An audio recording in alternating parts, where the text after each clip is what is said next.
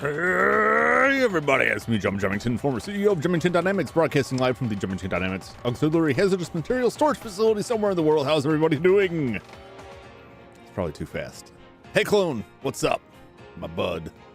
What's going on? Yo, something. Welcome. Knocking around in here. Tonight, we are finally putting the kibosh, hopefully, on Mario RPG. But after getting summarily destroyed last time by the new enhanced 3D Culex, I decided it'd be a good idea to try and level up a little bit. Just a little bit. And I can already hear good friend of the channel, Utter Chaos Gaming's words echoing my ear. At least I think she's the one who admonished me for not purchasing the experience booster earlier on. You know, I really didn't need it. I was leveling fine. Hey, let's speak of the devil. I was leveling fine. Managed to get through the whole main base game without needing that. But now the increased challenge of the post-game bosses have forced my hand. So I ran around a little bit. To show you, I've collected. This wasn't very interesting, so I hope you won't mind that you missed it. But collected the final handful of hidden treasures that I needed. Wasn't very exciting. I basically just looked up a list. I was like, all right, let me go through this list. It didn't take very long either, because once I scrolled through the list, I was like, yo, hello Jeremy. Once I scrolled through the list, it was I could very easily see like, oh no, I remember getting that one. I remember getting that one. And I narrowed it down to the last few and got them, and that was that. So now I'm trying to build up frog coins, which I've gathered through various means, mostly through randomly encountering special enemies. I tried a couple mini games. Wasn't getting very far with them. We may just do Midas River because I think I can pretty consistently do it. That takes a little bit longer. I couldn't get like the jumping platforming ones. Oh boy, I just couldn't pull them off. Like you can climb the wall on the turtle shells, and if you time it right, you can get frog coins. If you cross the bone bridge on expert, you can get it. But I just kept slipping off. The platforming I don't care for as much. That's where Mario's got slippery shoes, man. He's got to get something with some real treads on it, because every time I hit that edge and it just goes, it just kind of slides right over and off. Oh boy, this is not, to me, this is not a game for precision platforming. I'm sorry, and I'm not the precision platforming guy for this game. Maybe. Anyway, we're here in the weapon world because it's a good place to level up. And I'm hoping I can run into just two more special enemies. Otherwise, I might just go back to the Midas River and run that a couple more times. In fact, I think I'm gonna hop back. Those guys I've never seen a special enemy with. Try and fight something to see if it provides a special enemy. I like one of these guys, maybe. They look all regular. We're going to go back to Midas River just real quick, run through that and try and get a little bit of extra. Oh, of course I can pocket. Oh! It's over before it began.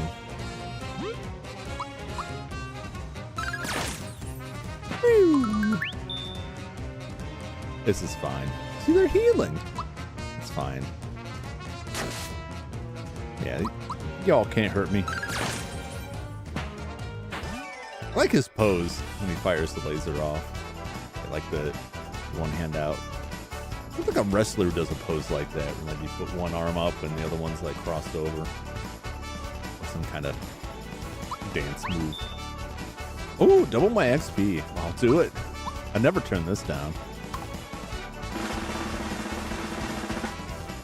Maybe I should have. Oh, my tired eyes could not follow it. All right, I gotta mess with those. I mean, they're not difficult, but I don't think they're gonna pay out. I only need two. So I did a little bit of this earlier. I tried trading fireworks, and that stupid fat little mole, shouldn't insult the weight. That stupid mole sitting in the barrel was like, give me a Carol cookie. I'll give you something green and shiny. Oops, I dropped it. Come back later. Never has anything. Ripped me off twice. because the first time I jumped in the barrel and wound up here, which didn't earn me anything. I was like, okay, well, that's fine. I'll just come back later. No. It had nothing for me. Robbing me blind. Carbo cookies. Look at it. See that? See what I'm saying? It just slides right off. Ridiculous. Can't make everything an ice level. I think I already got the frog coins that are just kind of kicking about here, but no. Look at, I think 80 coins. They'll give me a frog coin. And they keep your coins with every run. So whatever's left over, like you don't have to get 80 per run. I think the most I got was like 78. Pretty shocked by. What really gets me is I got nailed by the fish in the barrel in the second half, and that eats up all my coins. Stupid fish. The guy's just partying in here. It's like a Disney ride. You go to like a Disney where they got like the indoor rides that are in the water area. They have a very particular smell to them. It's not entirely unpleasant, but it's unique.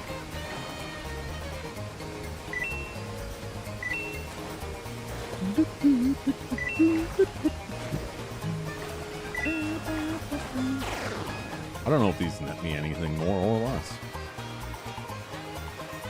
We might as well enjoy the show. Don't fork me. Why are you a duck? Oh, I never noticed he had another tiny version of himself inside his mouth screaming at me. That is some horrifying body horror stuff going on there.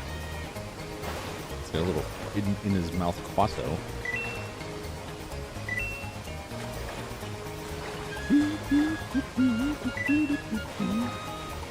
Laughing at myself in the earlier streams in the week when it's like, yeah, I left Thursday open for something, and after Monday night stream of this, I was like, oh, okay, well, you know, I need to rematch Culex, so I'll just do that Thursday.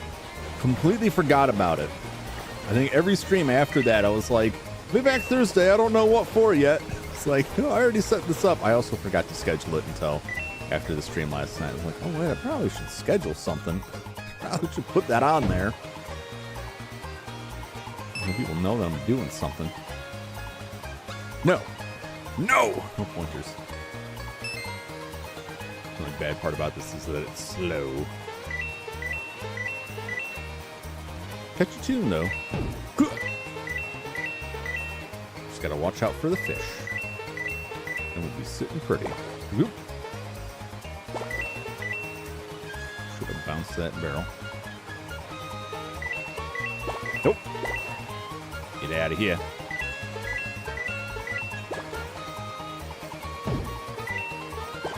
Oh! You got me. I thought I missed the jump on 2 coins, but like that fish did it again. Not this time. I had the timing better earlier. I have done a couple runs. Dang it! Nope. Fish stealing my money. Make me make the wrong choices.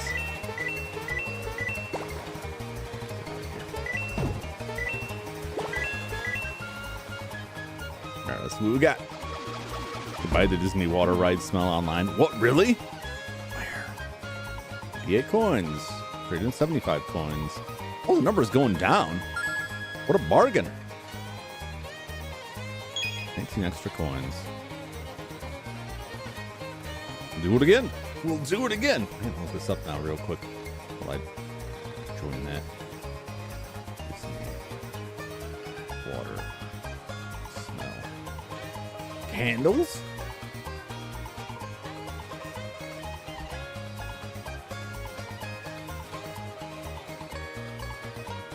It's from, oh, here's this thing. Characteristic smell of the water and rides like Pirates of the Caribbean and Small World is from bromine instead of chlorine to keep the water free of bacteria. Oh, it seemed to me that the smell was absent as Disney California also didn't have a chlorine smell. Man, you know, I've never discussed this with anybody, and I thought it was just me, And it strikes me as like, I'm not like the other Jums. I like the smell of Disney water. It seems obvious that like someone else would have enjoyed this. It's about theme park sense. Relive the adventure. Relive the adventure. I don't know if I'd call it an adventure. That's the website. Park Sense. Oh boy. Ooh. Oh man. I'm looking at these pictures and I see a lot of stuff that's making me hungry. This picture, like ice cream, pineapple treat, cart of churros. Oh my god. I don't know. I worry that I would eat these candles. They would go high up on my tier list of edible objects.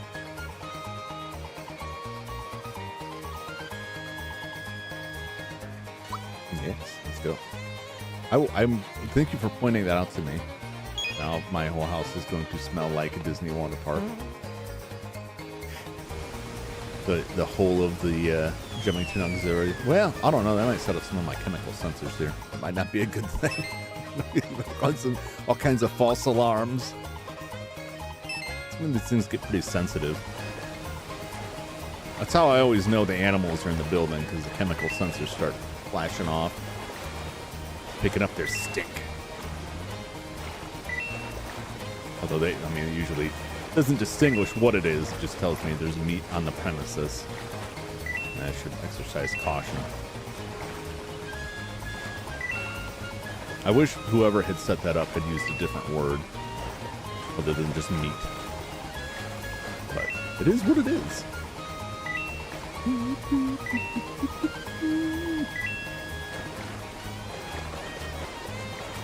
Yeah.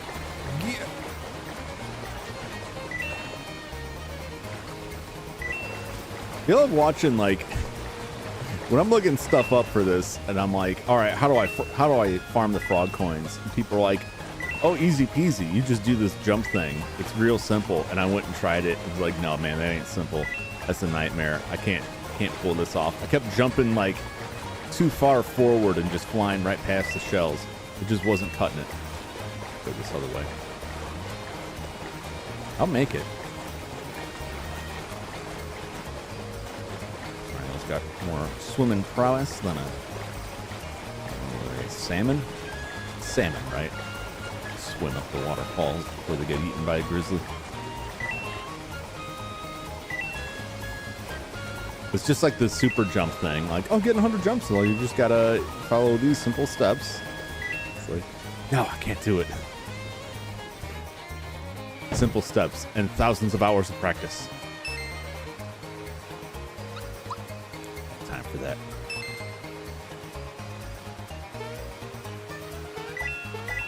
Look at the coins. Hopefully this will be enough.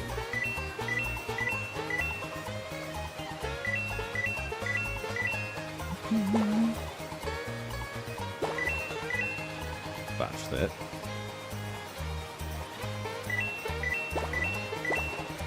Get out of here, fish.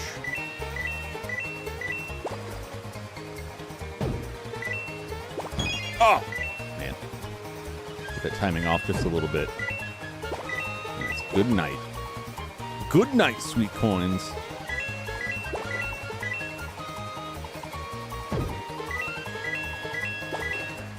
I like the music speeding up. It's freaking me out. That one. What? Tonight. Oh, man.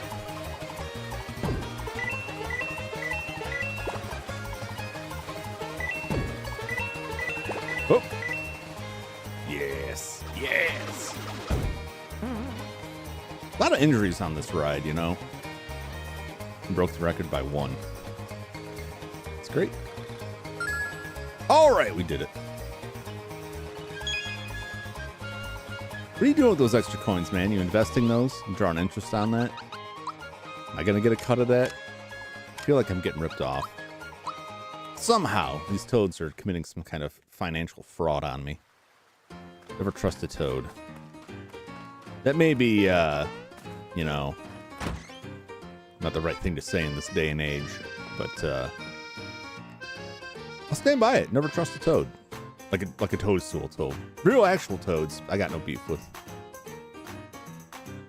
Oh, this guy's not a toad, he's a frog, so it's not really relevant to this at all. See ya. Should I? No. I don't want to go through that again. Great. Yes. Take all of my frog coins. Do not equip it right now. Fantastic.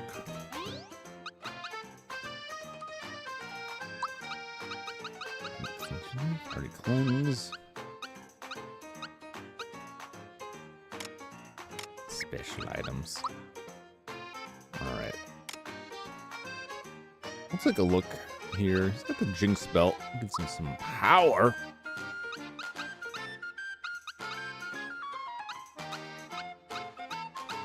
I'm gonna equip it on somebody who's not normally in the party. I'll put it on Peach, because I don't usually grind with her out there.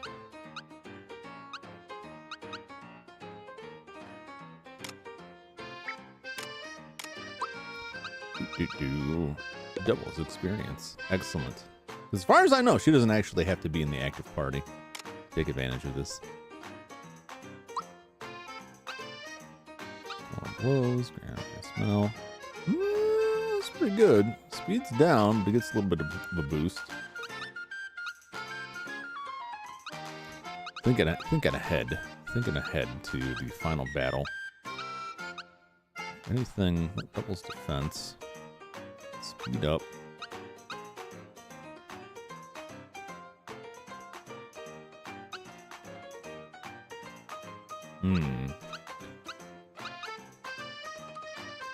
Oh, Gino's got that, eh?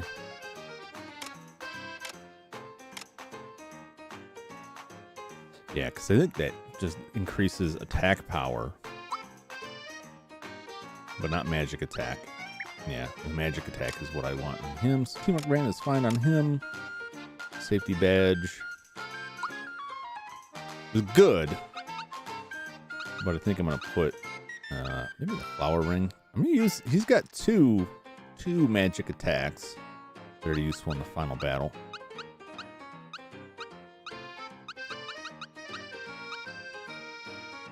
Oops, charm.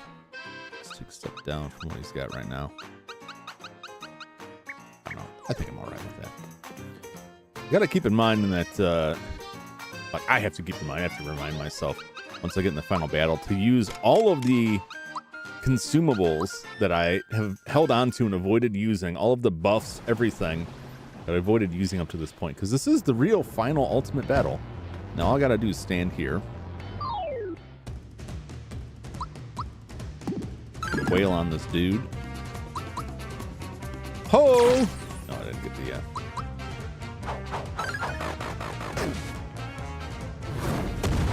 Oh no! You're one damage out of here. What's that?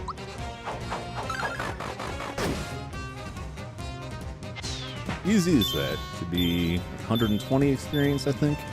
Gonna give me now. 60. Does it have to be someone that's equipped? Oh god! He got me already. Oh, he's a special enemy, man. I could have just been grinding here all this time. Of course, he's specialist, so he's probably gonna whoop me good.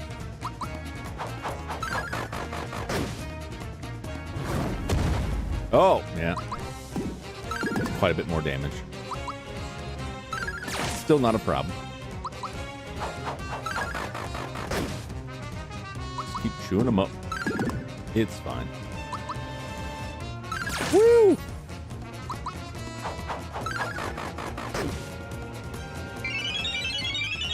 Oh no!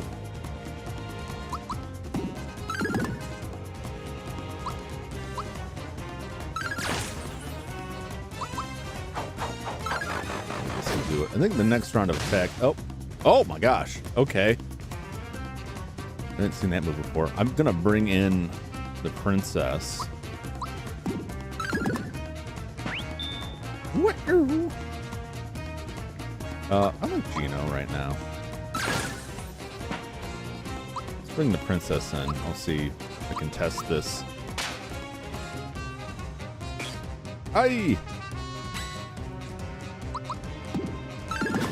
This gets us the boosted experience. That way I'll know. Unless it just doesn't tell me in that last stage. Oh, he's back! I haven't attacked with a frying pan in so long I can't remember the timing. Oh! There we go. The final blow. How apropos. That's insulting frog. Okay, so she does have to be in it. So we'll put on somebody else for the time being. Quickly now, quickly. Yeah,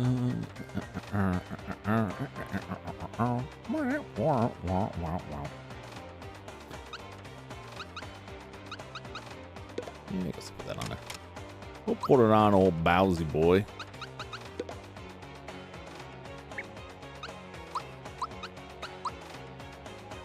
Yes, yes.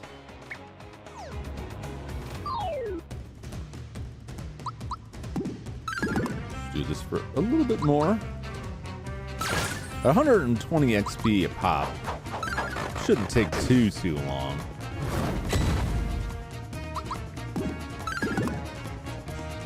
Yeah, so like as long as he's not a special enemy, he goes down smooth like a delicious Putin's slurry.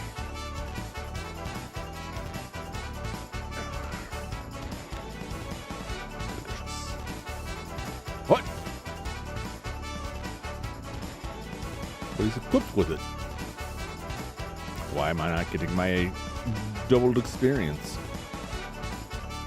I'm dumbfounded by this. Mess it up. All right.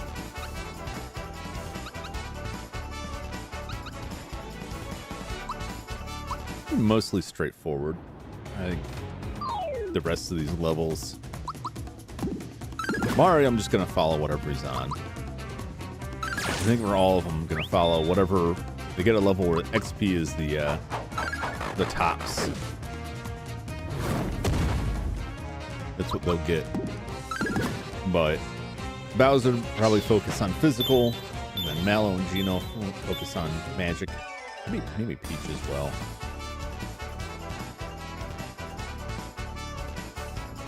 There we go.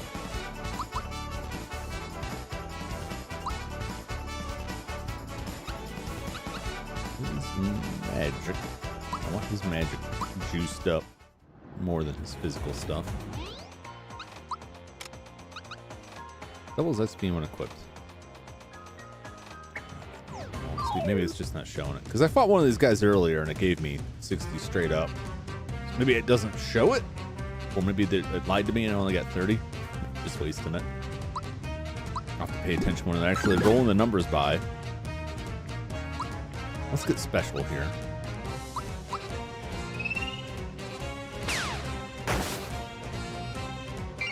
Whoa.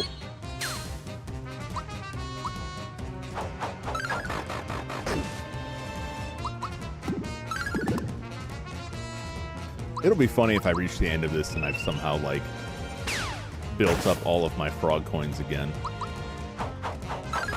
I doubt that. I don't think I'll encounter 22 of these guys. Double for the individual that it's equipped to? So I gotta shake this around. Well, that's a bunch of nonsense. That's fine. It'll even out.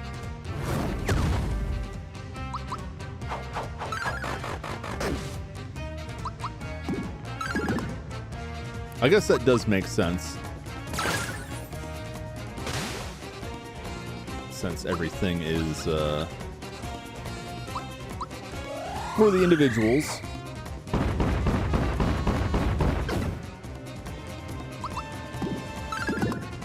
Die.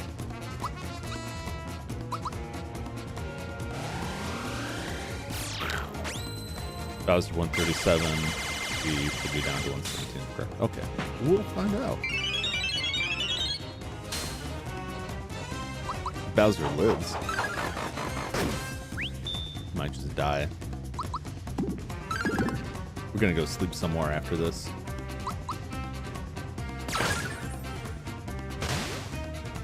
How good with this?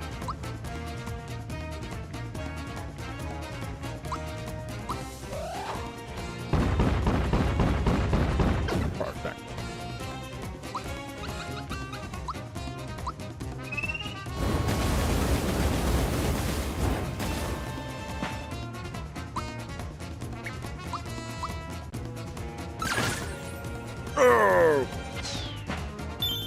I think he gives 120, so Browser should get 240. So if that is the case, he should level up. Yep.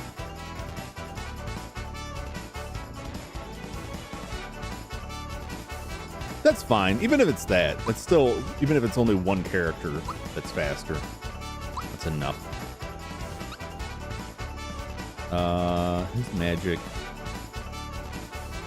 No, I'm just gonna follow straight through because it's like it's all good. It's all good. I think I specialize them just enough. Getting more magic defense is fine. Magic defense is sweet because they're getting a lot of magic attacks there,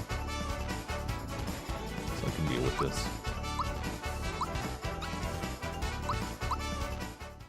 I'm just gonna throw all of my rough plan out the window to be like, you know what I'm gonna do? I'm not gonna do nothing. Gonna do whatever it tells me to do.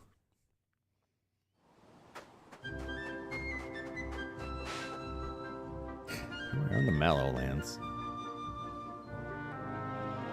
30 coins. Sure, take my money.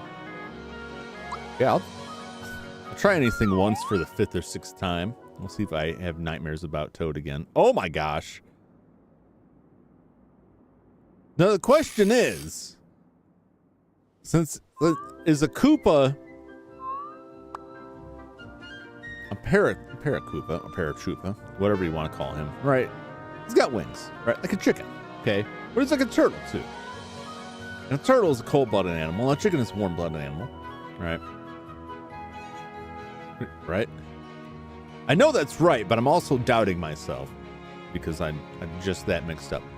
Would a Koopa Troopa, would a Koopa with wings, would he be cold-blooded or warm-blooded? Would he be warm? If it was lying on top of you while you're sleeping, would that warm you or cool you? You know what I'm saying? Would it be like a cold thing? Would he be sapping heat out of you, making you colder? Or would it just like crush you? Would it be soft and pillowy, like one of the Fat Boys? Or would he be like hard and crushing, like, I don't know, the Hulk? So these are questions you gotta think about this stuff.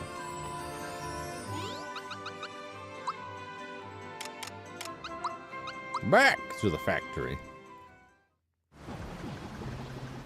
Yep.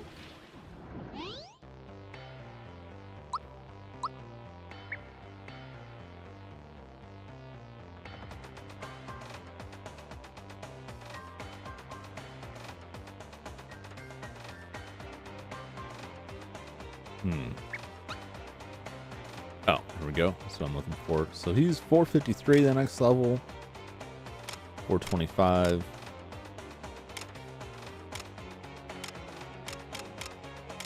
How about in there? Geno's pulling up last on this. It's fine. Wow!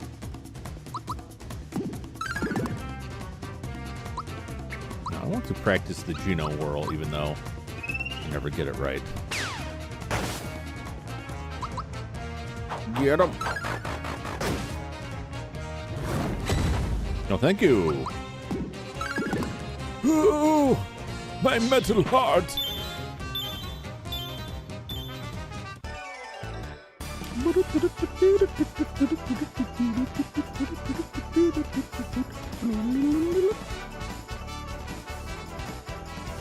Hey.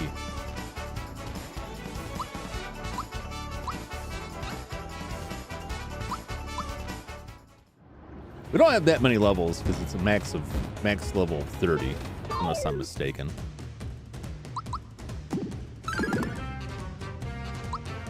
Geno whirl. Hey. It worked, but it didn't. I think that got it. Maybe the timing wasn't precise enough.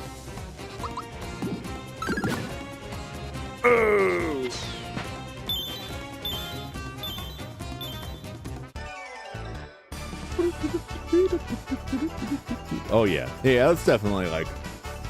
Not that I doubted you. Not that I doubted you at all, Chaos. But yeah, that definitely confirms it. We'll just write it out. We'll write it out. It's fine.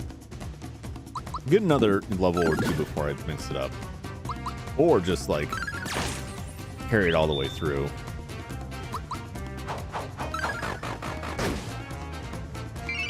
I don't know if I should just go up like a couple of levels. Since we're not that far off. 60, right about 600 or so points. That's about 10 per level, but I mean, that number will probably go up.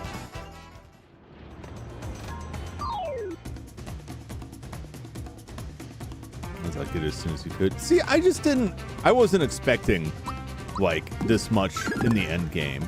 I wasn't expecting to have to grind at any point because everything just kind of worked out fine up to that. And I feel like it would have over-leveled it. It's such a stark difference to me. I appreciate, after cooling off a day or two, I do appreciate like the added challenge of the post-game bosses. It's just very weird because it's only the post-game bosses.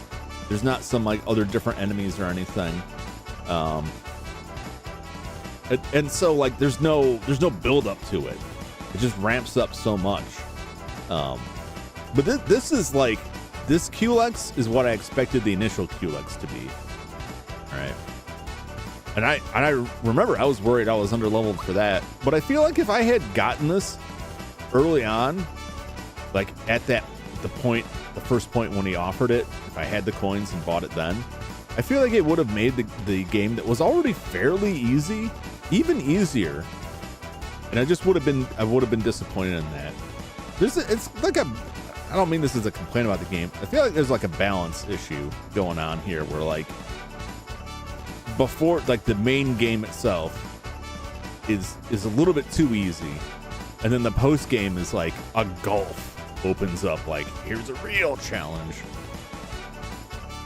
I mean, that's what it's there for. That's why it's extra stuff, but still. No, I mean, it might be a whiny. It just seems kind of wild how big of a shift they make.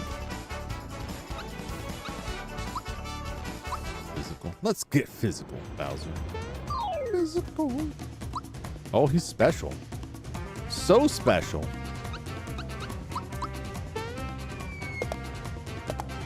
I'm gonna bounce on you.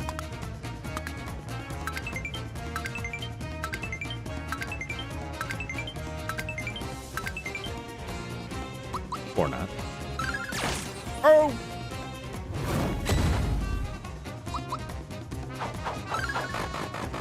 Chomp. Maybe some more jumping. I could do this all day. Not really. I can do this for part of the day. Got some plumbing work to do later. Can't be in here fighting weapons all day.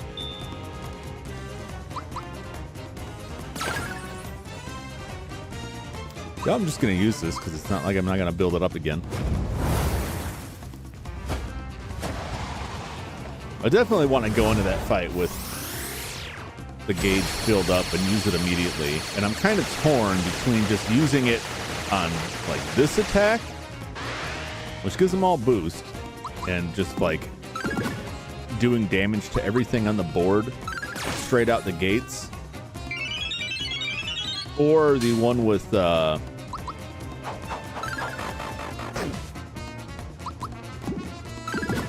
one of the other ones. I think it's one of the ones that involves Princess Peach that makes everybody immune to one attack. That would just be a timing thing, right? If you try to get everyone protected from a single attack, it would be an issue of timing it to the big attack that Culex does. He does give me that countdown, but like I have a fear that I'll set that off and then like one of those crystals will do like a random attack right before them and it'll spoil the whole thing. Whoa! I never noticed Bowser like howling before. Hysterical.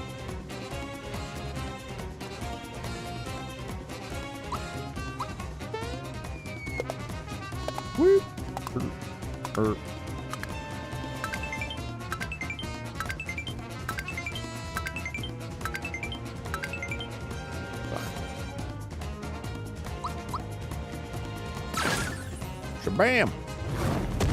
Oh, that took all of that one.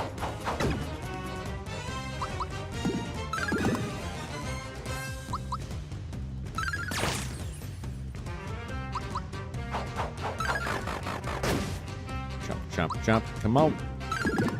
Get a lot of special enemies, a lot more than I expected to get here.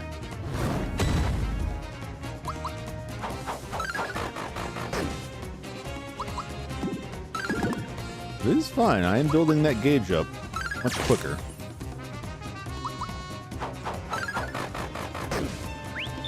Die already.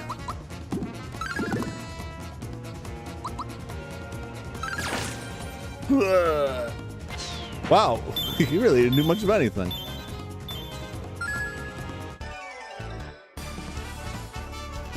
Kind of embarrassed for him.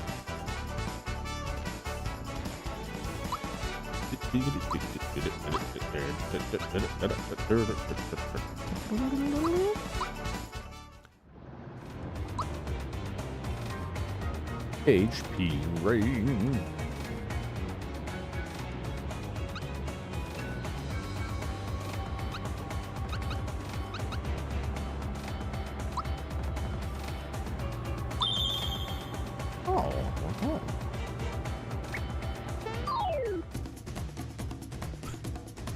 He's got nothing but special enemies here.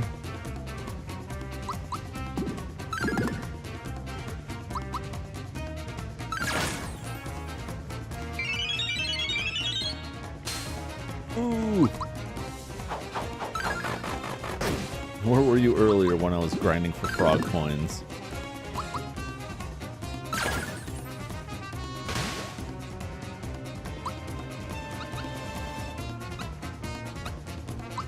I mean, the nice thing is that, like, the special enemies, in addition to the frog coins, because I don't desperately need at this point, although it will be nice when I decide to try and go back through.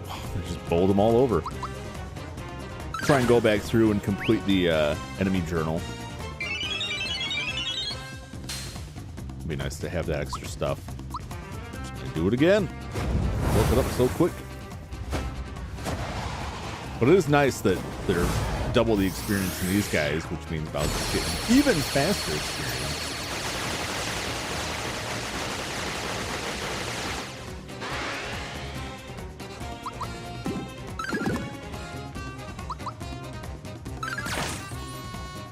Die.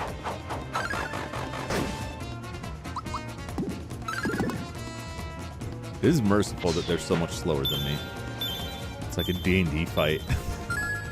Like the action economy is 100% in my favor. And they're just getting stomped on.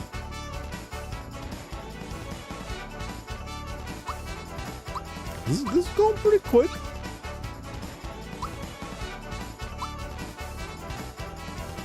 Alright, he should be on HP. Yep. She's physical. Yeah, my whole plan of, like, I'm gonna focus it all on magic. Like, as soon as I realized, because it didn't occur to me immediately, because I'm dumb, that it also applies to defense. I'm like, oh no, I want that defense too. It's another special one. Specials all day. He's the enemy du jour.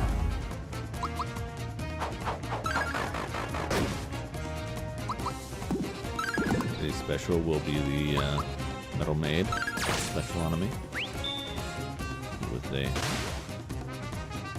delicious machine-made sorbet and a frog coin mint.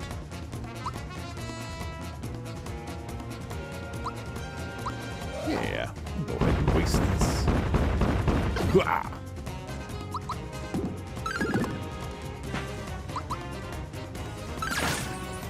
You're dead. Oh, my face, my beautiful face. It's getting cooked out there. I couldn't be in that fight. Like if Bowser was getting burned up and it was like cooking his sweet, delicious Koopa's meat underneath.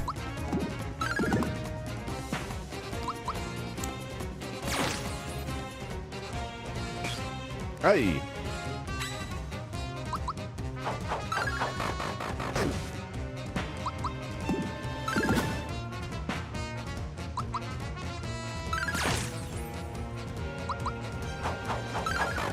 Die already. Special enemies are hilarious to me as compared to normal enemies when they're like almost done. It's like, no, they're not. So many more attacks. Go down.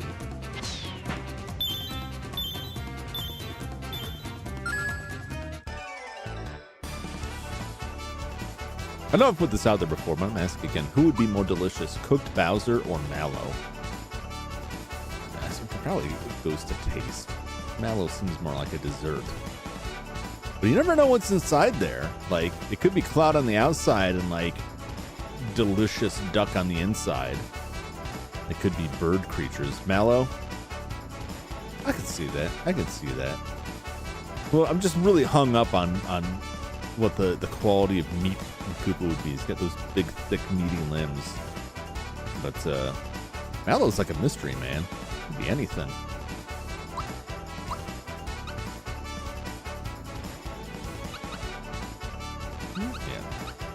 Yeah. This cow. Oh! Maybe that's not the best spot. I have to react really quickly. It would make a great s'more. So we're assuming that he's like a marshmallow. I'm offering the conjecture that like you get a knife and slice into him and there's like blood and meat in there. He just says he's delicious. He does. He does. We don't know what his tastes are like though. That's the thing. We may draw a lot of assumptions. I would be happier if I took a big bite out of Mallow and it was like, hey man, this is like the consistency and flavor of like a shiitake mushroom, or like it's all durian fruit in here. Wow, he's not special. What a rarity. What a rarity that we just get a regular version and not the special fancy version. What a rare treat. Die.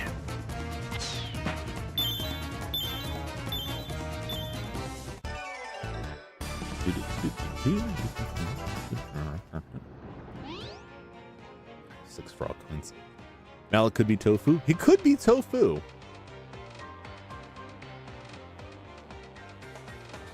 He could be stinky tofu. Like that fermented tofu. It's got kind of that off-white color. It could be anything. Like the rest of them, it's pretty conventional. Well, Mario and Princess Peach was standing there human, or at least human enough that I wouldn't consider them an option because I'm not some kind of crazy cannibal. Now, if they were a werewolf or something like that, that's not human anymore, and I would eat that. But as they are, they seem human enough. Too close to call. But Mallow, definitely. Gino's just made of wood. Magic wood, yes. But unless that magical wood transmutes his insides in some sort of like flavorful non-wood based entity, I wouldn't be on that. Bowser would be tasty. Bowser might be too stream, might be too gamey, you know. Bowser might be something you want to put into like a spiced sausage, like a pepperoni. Take away that harsh flavor. Well, it could be like a puffer fish too, where there's like only a narrow strip of mallow that you can eat. Everything else is highly poisonous. Or it makes you float, like that stuff in Willy Wonka, and you just fly off into the atmosphere and never to be heard from again. Ugh. The death animation on these guys cracks me up.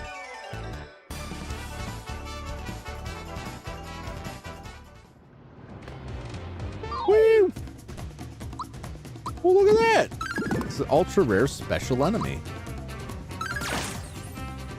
Busy lifting drinks. Yes, that's it.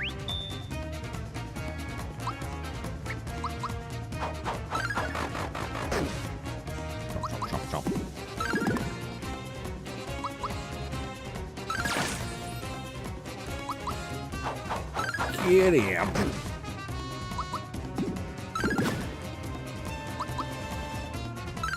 Wow. Oh boy. That's fine.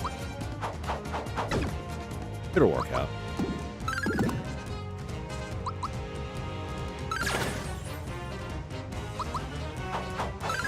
Get him. Woo. All right. Time to go. I think. Maybe time to go. Let's see if I got enough for some healing. He leveled up. Might be non-issue. I think he pretty fills his hit points on leveling. 29.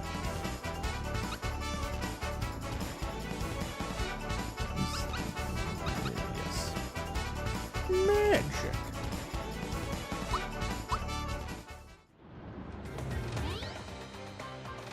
Oh, he did.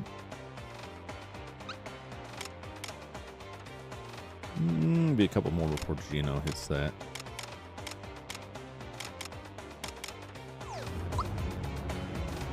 Oh, perfect. Good enough. Once we get down again, because we're out of flower points, I'll the bricks.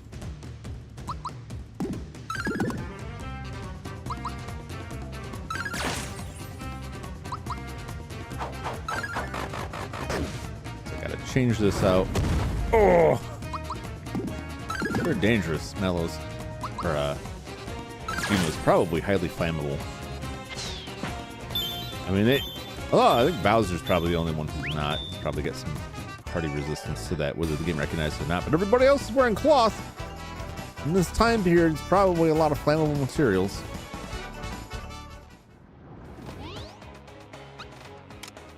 Which is he? Yeah. He's pretty consistent level to level, how much it takes to level up.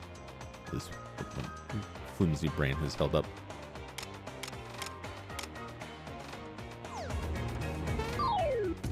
See if I can stick around long enough to get Bowser to level 30, and then we can trade off that belt with somebody else.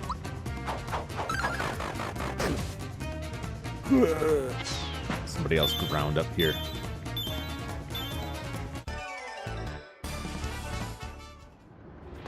Shouldn't take too much longer.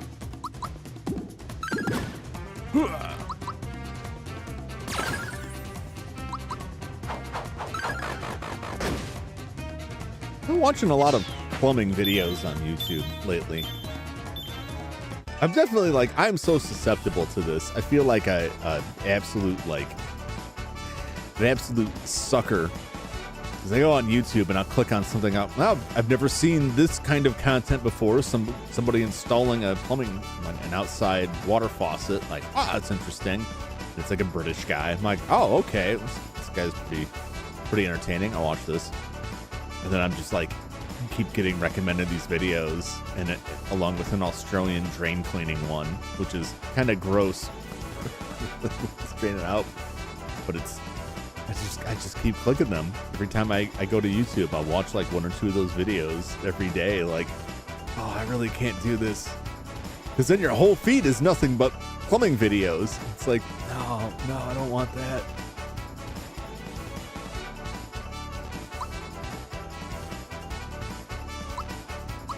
Really eye-catching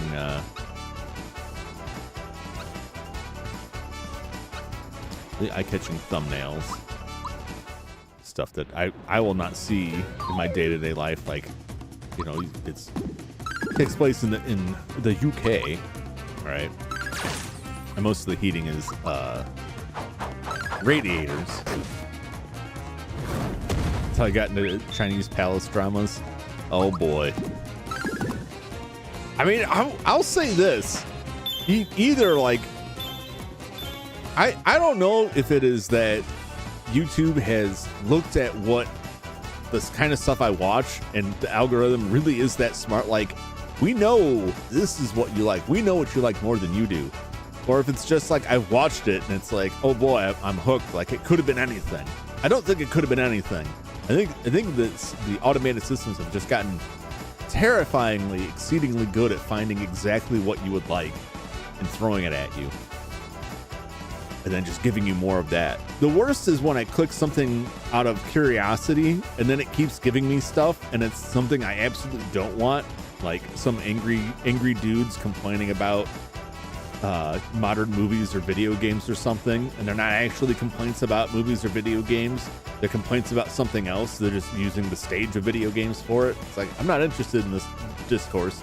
I'm not interested in watching some dude just scowl at the camera for an hour and be like, how dare they put people that aren't like me in their motion pictures? Ah! And I'm not interested. But I'll click on one because it's not immediately apparent that that's all it is. And block all the videos that post Reddit stories. Oh man, I made the mistake of clicking on one of those. I got about 30 seconds into it before it was like, no man, I can just go read this. No, what kills me now is the number of channels that I watch. Like, it started out and I was okay with this, and I probably should not have been, but I was okay with this, and I think a lot of people were. The movie summary channels, right? What's up everybody? This is Daniel. Today's movie is about, and I like, it was movies I hadn't seen that I probably wasn't gonna watch, and I was amused by any time like a sex scene came up in the movie. It was described as the boy decided he wanted to play hormone games with the girl, and I'm like, oh, that is so bizarre. And it never really occurred to me when I was watching those movie recaps, what it was a scraper pulling someone else's script. More than likely, this may not be 100% accurate, but I'm pretty sure this is the case based on other stuff that I've seen. Just an automated scraper pulling a movie summary somewhere off the internet while an AI generated voice reads it over clips of the video that may or may not be AI edited in. You may actually have a person editing it. But I've heard there are AI editing tools out there, AI video editing tools out there as well, that are taking some of that on. And like, I was okay with that. I thought that was kind of amusing. Now there's like a million of them, right? And some of them I've seen, like it's a movie I actually watched, and like the summary is like way wrong. And then like the thumbnails, like I clicked on one today because the thumbnail is like, that's weird, I wonder what movie that's from. And the thumbnail was like an AI generated image. I don't know if that's the right term. It's you know, an AI procedurally generated. I don't want to misuse the right term, but you know what I mean, right? They had nothing to do with it. And it was like an Outer Limits episode. It wasn't even a movie. And I'm like, oh my God. And I gotta block that stuff. But it doesn't just impact that. It's like people will take other YouTube videos. H-Bomber guy just did a big thing about it, but it's even bigger than what he was talking about, I think. The plagiarism on YouTube. And people will take other people's videos and just like steal them wholesale and have an AI voice read the script like word for word and just take stuff out. It's like anytime I turn something on and it's like very clearly not a human voice, I'm like, oh no, I can't trust this. Is this how it begins, the war with the machines? Only it's not Skynet behind it. It's just someone looking to make a buck. And like, I can't argue with someone trying to make a buck off of these things, except for the fact that like you get the same thing that happened with search and the same thing that happened with a lot of the internet. A lot of the stuff just gets worse. It just turns to crap because someone figured out how to manipulate the system to make some money, and then everyone jumped on board. And now you can't search for nothing because it's filled with garbage, auto-generated pages that don't tell you anything you want to know. Now I'm seeing that on YouTube, and it infuriates me. I guess I should have known it was only a matter of time before they figure out how to completely automate that stuff. Like, at a base level, if it's one person doing it, I'm like, hey, props to that person. The screen's going dark because I'm ranting on this so long. Props to that person for figuring this out, assuming they'd put it all together themselves. They set up this system to generate the voice. They set up this thing to scrape this. I may not necessarily agree with all of the process, but it put some work into putting this together initially. But then when it's like 100 of them, I'm like, nah, man, no. There's a forum somewhere where people are like, this is how to do it. It's like this kid that I worked with for a short amount of time who was catfishing people for Team Fortress 2 items. And he got all this information from a forum that told him what to write and showed him where to get pictures to put in a profile to make himself appear like an attractive young woman that would message people to ask them for their items from Team Fortress 2, which he would then turn around and sell. And it wasn't like he didn't come up with this on his own. Like, there was a whole support system out there for it. It blew my mind. Like, oh my God. But that's a lot of this stuff is like that. Like, it's like a darker version of the beer money subreddit, which I never really got a ton of use out of, because a lot of that stuff is like, I don't know what kind of beer they're drinking, but the kind of money you make off of, I see most people pulling from like answering surveys or doing Mechanical Turk stuff. Like, that's maybe a McDonald's hash brown money. Anyway, yeah, YouTube is like a lot of the internet, because so much of the internet, the way you interact with it has this recommended feed. And so you go to look at your various social media sites, your Instagram, your Twitter, whatever, and it will recommend these things based on what you viewed. And it's like you click on the wrong thing, and then you got to go back in and like forcibly like click around that to kind of scrub it out of the record, so it'll stop recommending videos about horse chestnuts or botfly removals. I don't mind those so much, but like a lot of them they don't really stick to the meat of the matter, which is removing the botflies. It's a lot of other extraneous stuff that I don't care about, or it's not even a botfly. Like, don't tell me it's a botfly removal video and then it's just like a pimple popping. Or worse, it's not even a pimple popping. It's a serious medical condition that shouldn't be handled with at-home draining. I'm getting kind of nasty now. Apologize, but that stuff comes up and it's like, oh, it's fascinating. But there again, click on it once. Yeah. I still think that the worst thing I ever saw, I didn't even click on it, was just the thumbnail. Horrified me. It was eyeball cleaning. Someone taking a Q-tip to an eyeball and was like, spa eyeball cleaning. Like, no, please, God, tell me that's not a thing. You don't need to get your eyeball cleaned. Don't bleach your eyeballs. Good Lord. Anyway, Mallow's leveling up. Where are we gonna go? Need that spread. Welcome to the 200 Club, Mallow. And I might survive some of these fights. Machine made. I certainly hope a machine made that. I don't envision like a mother spear popping that out, but what do I know? I ain't no, xenobiologist.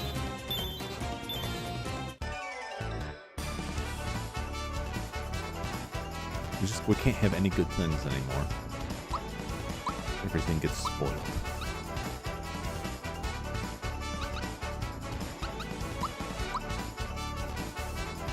All right, now I gotta switch the belt. It is level 30, right? Is the cap. I guess we'll find out. I mean, I can find out after I switch it to quickly now. All right. Yes. Thank you. Man, utter chaos gaming has been clutch with the tips in this game, and not forceful, not throwing it in my face. Always respectfully offering tips, offering assistance, and I appreciate that. Kudos to you.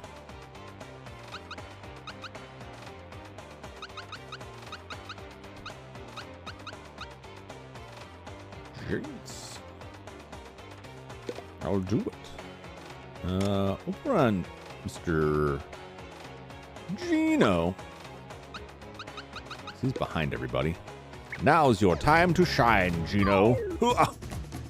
I love the position I'm in because I'm just getting constantly stepped on by these things. Not that I'm really into that. I just find it amusing that, like, Mario his unbreakable skull is just constantly getting stomped on by a metal spear guy over and over. It's like standing under a water spout, only instead of water droplets coming out, it's solid lead bricks over and over again. And there we go.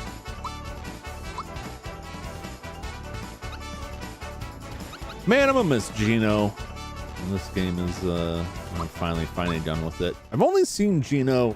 He may show up in little cameos elsewhere, but I've only ever seen him in one other game, and he was just like a fortune teller machine or a claw machine. He was like an arcade machine. I'm pretty sure it was a fortune teller. It was like Gino became the fortune teller from Big in one of the Mario and Luigi RPGs. It might have been Superstar Saga. Or could have been Partners in Time. I think it was Superstar Saga. But that's about it. You never really out there. And now last I heard with like the Mario RPG stuff, like Paper Mario, which is the only really surviving Mario RPG series, like they can't really make new characters. So like they had to get weird with it. I wasn't a huge fan of the last two entries on that, the Color Splash or the Origami King. It had moments, it had good parts to it. But like the overall was kind of eh. But that's just me. Oh, well, no, I'll save that for a special, guys. About to greedily use the triple attack, but I can't wait till we get the special enemy. Special enemies deserve special attacks. Those numbers fly. Yep. Again, not that I doubted you, but we can confirm that Bowser is no longer getting any experience. He's no longer receiving any valuable work experience. He's about 2 years away from retirement at this point. Move out to his beachside castle. Just relax. Whoa!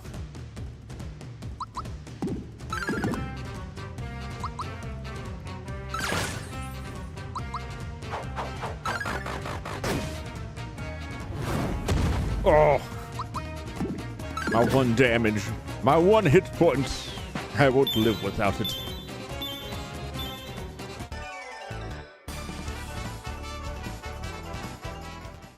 Slowly grinding.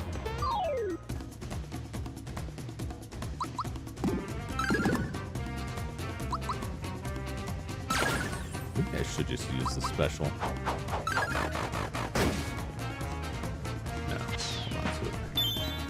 It's like it's there and it feels wasteful not to use it because it does build up again. Although it won't build up as quickly now because Gino is the one who's wearing the item that increases the teamwork boosting item.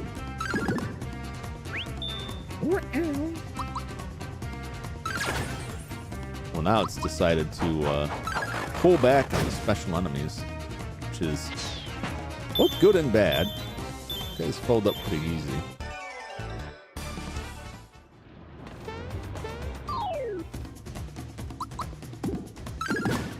Battle some Axum Ranger dupes before we leave because I think they drop Royal Syrup. I don't think I'm full up on that.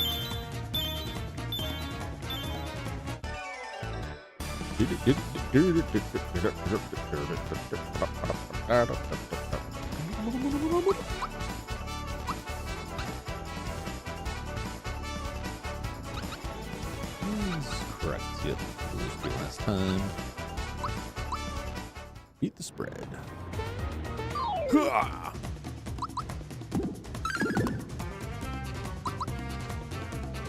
just think that these guys give more experience. We'll see. We'll test it.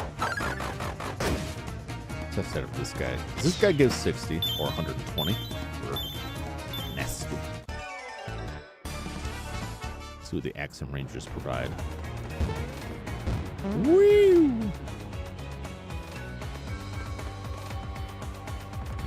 Dumb. I like those ninjas.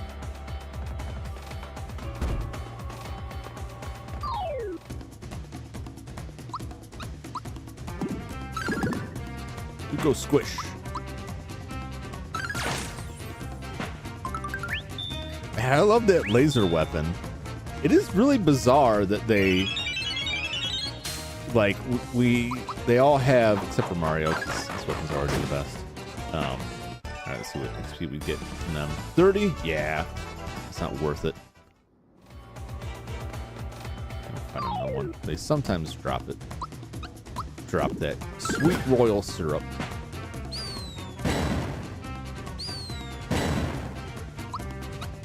You're gonna die. Once again. It's just kind of strange to me that they have that, and it's like there's really nothing else to be. Max Mushroom, I'll take that too. There's nothing else to really go after besides the bosses, right? And I think get something. Princess Peach didn't get anything. Gino got something from Booster. Gino got something from Booster. Mal got something from Mellum. Bowser got something from the bomb guy, right? That was it. I missed another thing from them. Shooting those musical tadpoles? Hell! Oh! So excited it caught my throat. Hell yeah, I would. I would slice those guys thin like the bean from Jack and the Beanstalk. That's what I imagine. They're just like solid inside. They'd be pretty solid if you cook them up. Boil them and slice them thin. That's how I'd eat one of those guys. Eyeballs separate. Take the eyeballs out. Put those aside. And I'd take those thin slices and roll it up and dunk it in the eyeball juice, probably. Maybe, I don't know. I don't know what the occhieled jelly tastes like. I don't think I've ever had eyeballs. At least not, you know, in some form that they weren't processed so much into everything else that I'm eating that I couldn't tell. I mean, who knows what's in the hot dogs, you know what I'm saying? Could be anything. There's not much in this game that I wouldn't eat if given the chance. You know, I think you should try new things, all right? And if you had the opportunity, yeah, you should eat them. I mean, I want to say, like, if I was isekai'd into the Mario world, I would definitely not be like a heroic Mario type. I would certainly be a villain, the likes of which they have likely never seen. But I might also just get killed by something. It's not like I have any kind of like innate ability that would allow me to survive.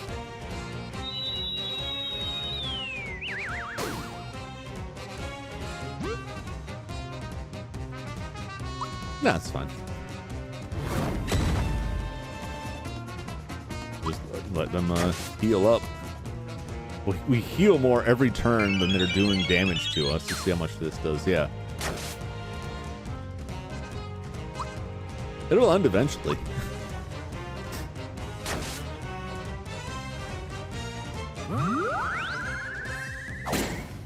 Resistance. Yeah. Like, I'd eat a Yoshi. I wouldn't eat Yoshi, but I'd eat another Yoshi. I'd eat a Yoshi egg. I'd eat a Birdo egg. I'd eat a Birdo. Anything in Mario 2, you get those giant vegetables. Get those giant vegetables. Chop that Birdo up. Get a nice stew going out of that. Get a nice Birdo curry. Some huge radishes.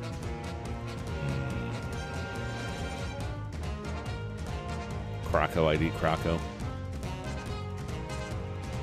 All the frogs, I'd eat them, for sure, if given the opportunity. Toadstools, absolutely. Mallows people, yep. Eat them to extinction, most likely. The dragon. Gotta eat the dragon. That's gotta be good eating.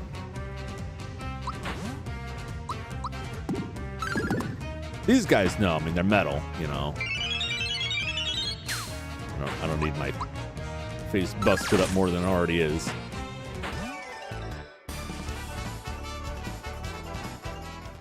You ever read manga dungeon meshi or delicious in dungeon, which is one of my current favorites. Ooh, especially me. So special.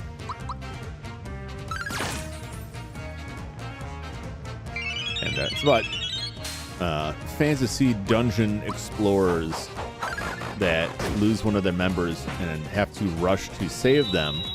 And they don't have the resources or the time to gather food to take back into the dungeon in order to survive.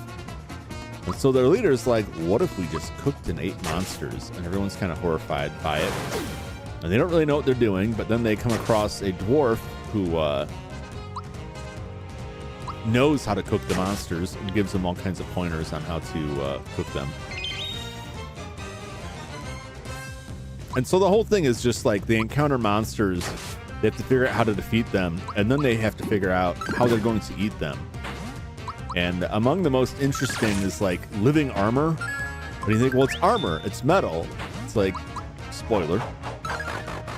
No, the armor is actually a shell, and the actual creature is like a mollusk. It's akin to a clam. And so they're able to get into the armor that just looks like human armor, but it's just like an outer shell, and eat the oyster-like beasts within. So possibly these machine-made guys are like that. We got some meat inside. I can't imagine it'd be very good though. But it tastes a lot like oil. Maple syrup. Double your experience. I'll do it.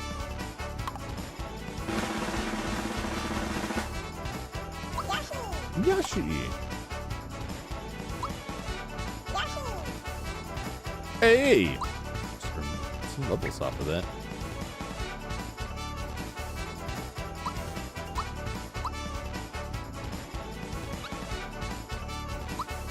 I mean, my question is, would you eat magic samples? What would you eat in this game? It looks absolutely scrumptious to you. Let's, just recover. Flower points and so forth. I mean, I can say that I would eat all of these things, but like, I'm a pretty strict diet these days, so I couldn't as I am now, but prior to the horrifying accidents, I definitely would have. Oh my. Look, they're reading my mind. Don't worry, Mario. We'll cook you real good. Cooking up something fancy over there. It's probably why that cake is always monstrous, because they're cooking people into it. This wedding cake is made of people. People. Oh, my face.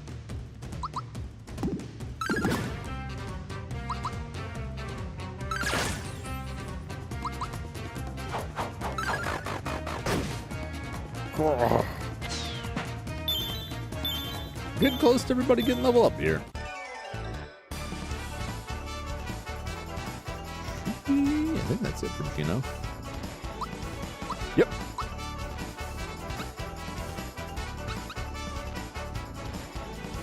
Yes. All right. Gino is good. Back to the teamwork band. Let's put on Princess Peach.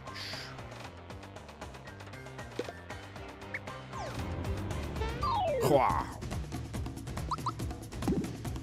We're nearly there, and then we can begin the awful epic of trying to defeat Culex.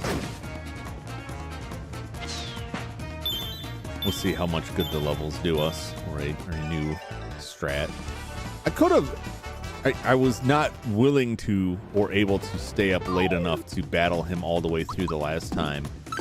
But the decision was kind of made for me by the fact that I had not replaced the pick-me-ups. And so once Peach was down, like, that was pretty much it. Ain't no one coming back now.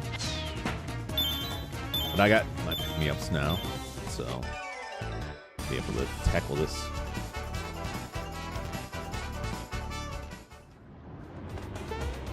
Woo! Just figured Might as well. Might as well grind these last couple levels up. No!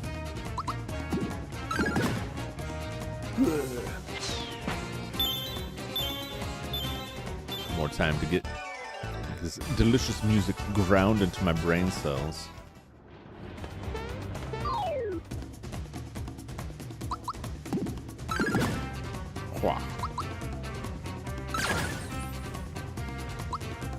Oh wait, he's special. Oh, that's not it. That's not it. I didn't even hit that. Blast them, fellas! Yeah! Get a load of me! Yeah.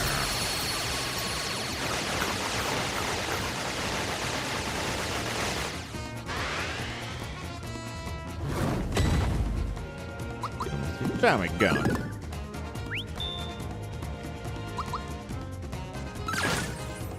Woo!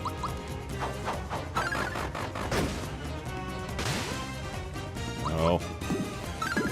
Don't get me with the Markiplier.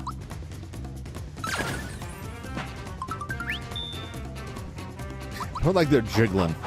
It offends me.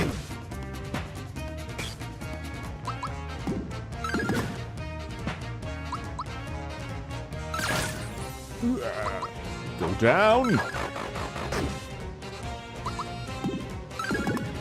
There we go.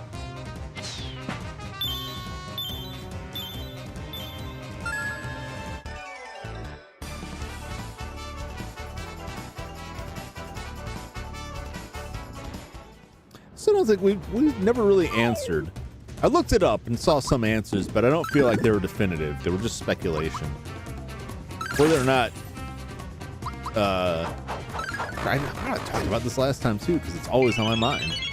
Whether or not Croco is actually a Yoshi, and if not, is Boshi actually a Yoshi, or is Boshi actually of the same taxonomy as Croco? Also, I was never able to find any greater explanation of Smithy's deal, like why there's a bunch of other proto-Smithies down there.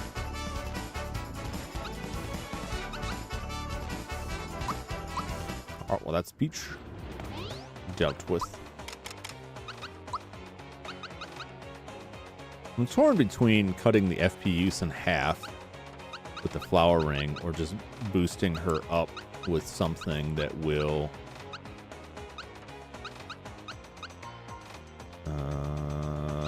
like this, prevent you from going down once per battle. Okay, we'll stick with the FP pin.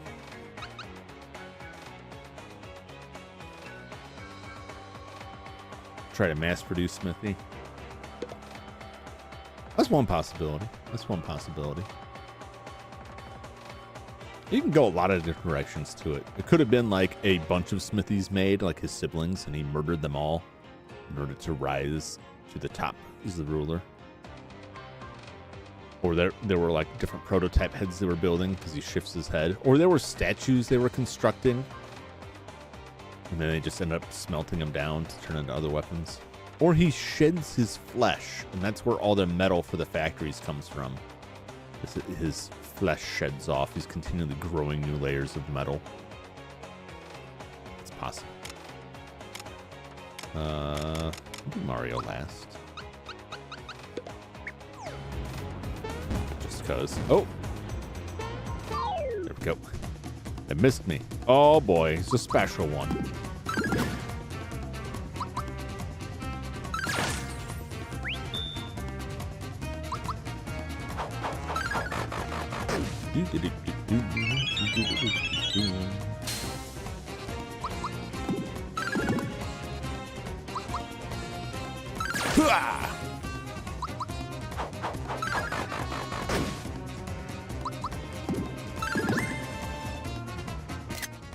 Dang it.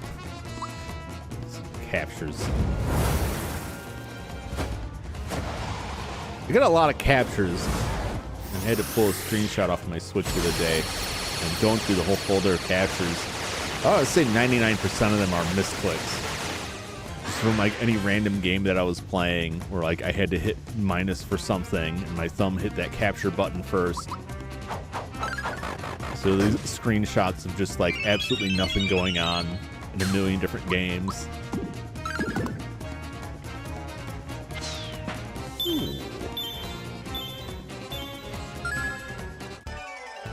What are all these frog coins? Is that it? I think that's it then.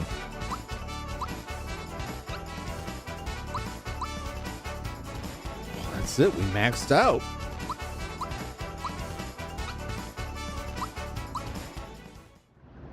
Let's get out of here before another fight comes up. And look, we got almost half of our frog coins back.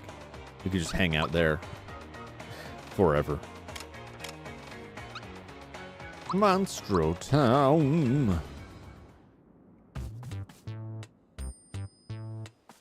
Take a little nap first.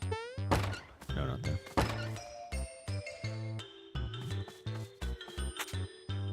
Are they going to show up and have somebody again because I'm not wearing their medal?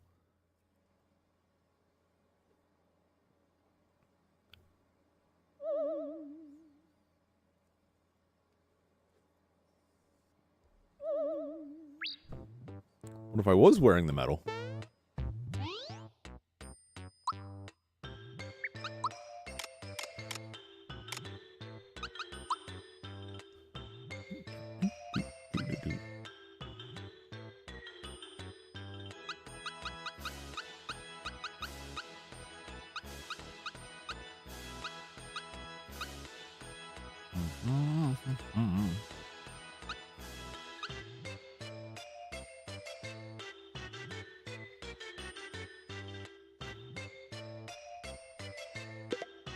Yeah, that's pretty good. I'm going to see if they say anything. Since I'm here, I'm curious. And then we're gonna get everything set up for the fight. For the final battle.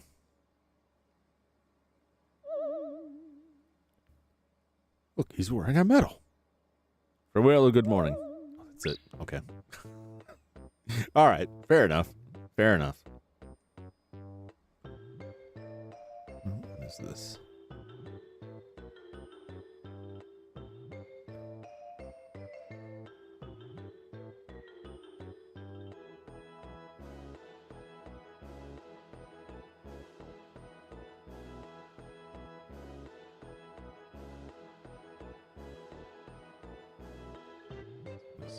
Trying to get hold of me.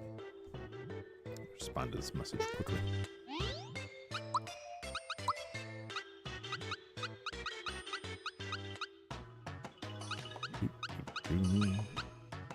Attack! All right. Let's see what our items looking like.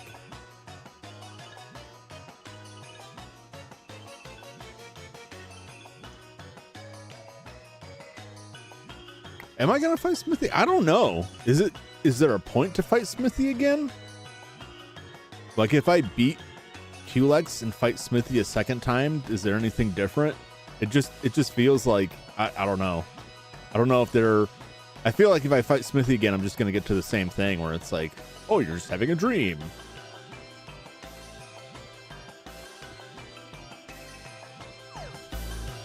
Okay with that.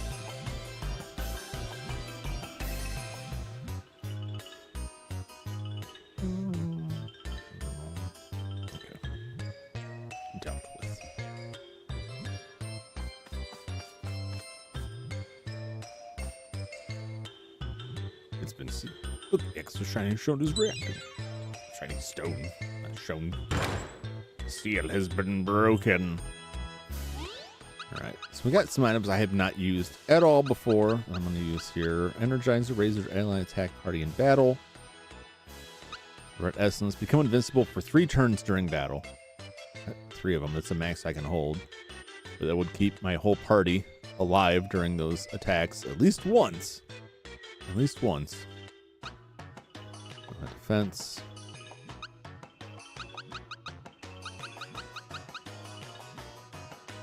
One ice bomb.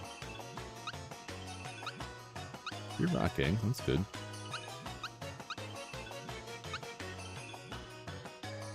Oh, I found this too. Never bothered to use it. It would come in handy earlier. You use a goodie bag to increase the amount of coins you get out of a fight, but never needed to. Okay. Probably should have set the party line. That's fine. I can change it out once I get in there. So I want Mallow and I don't remember my gauge. My gauge should be filled up. Mallow and Gino, so that Gino can just start doing. Well, I think we could be fine with what we got.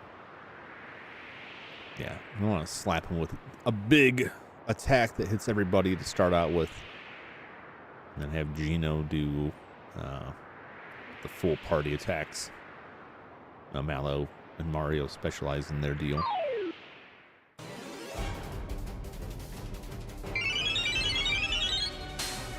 Gauge wasn't up. What am I doing? All right. Special super jump on the wind crystal.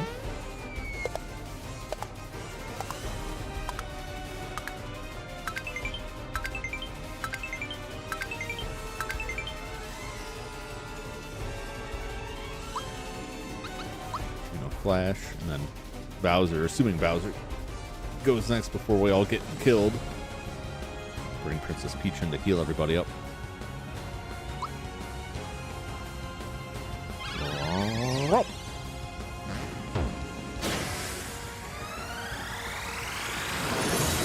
General Stitch, helping everybody without. Perfect. Hug.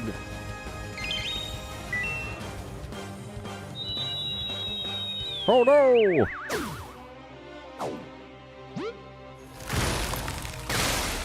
Yikes. Well, it's looking great already.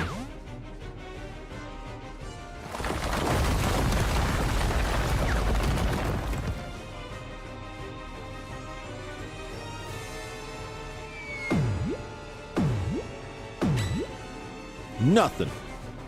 You're like them apples, buddy.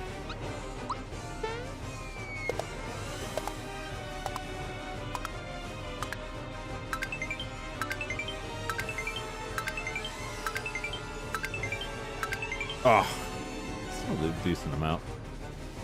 Yeah, we'll swap him. I'm gonna say switch him or swap him, not swip him. Gino can start the Shocker, the Earth Crystal. Would like to do. Let's start with Snowy, because at least Snowy will damage everybody a little bit, even if they resist a little bit. Spread it out more. Smash.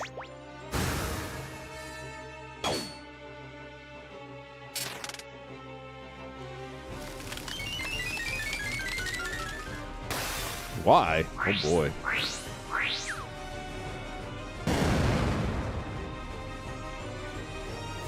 All right. That's fine. That's why we got pick-me-ups. I don't really want to use the pick-me-ups. We'll just make do. I'm going to save them for Princess Peach.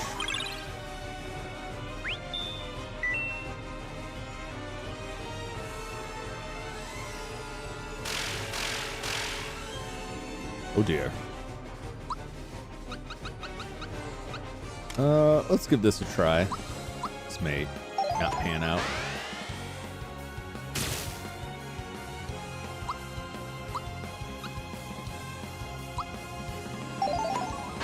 Let's see if we can keep them alive.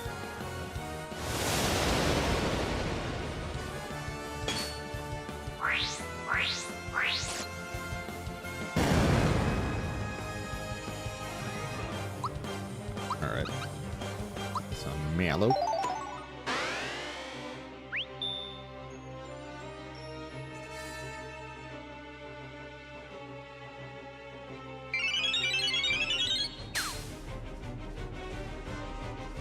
Oh, you can use specials again. I like that.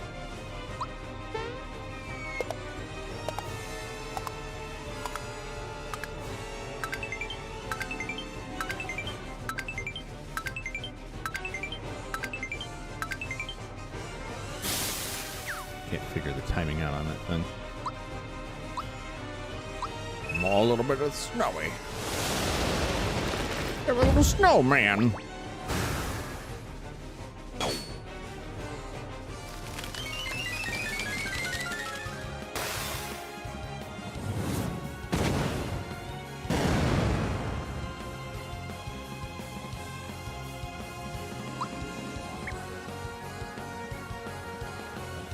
I don't know where she's at. So I'm going to, I can use the ice bomb. I saw the enemies. I'm gonna use the rock candy. She's waiting for something more to do. Hey, we got a freebie out of it.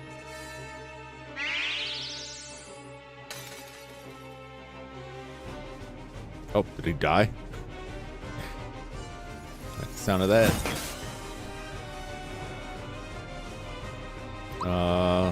Super fireball.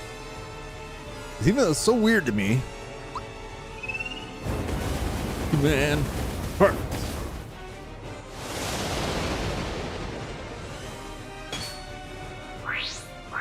Do my red essence like one turn too soon. Is it gonna run out like just in time? Oh.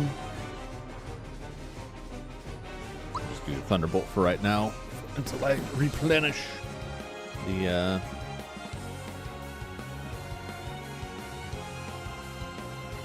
should he just do it?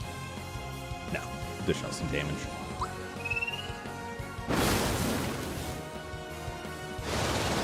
Darude! Uh-oh. Yeah, I mean, it's spared me a lot of aggravation or a lot of trouble with the red essence. It wouldn't last forever. Maybe use it too soon. Just get with the royal. Oh, yeah, 9 of them. Funny. Plenty.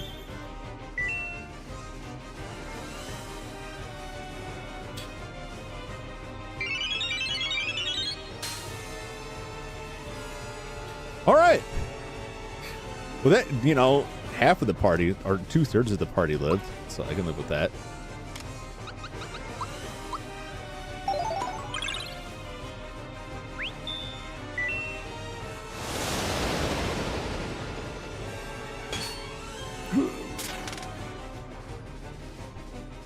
Oh, that's fine. That's fine, you fools. Shocker. I don't know, man. Which is worse? I'll do the shocker. Yes. Double whack. Ooh.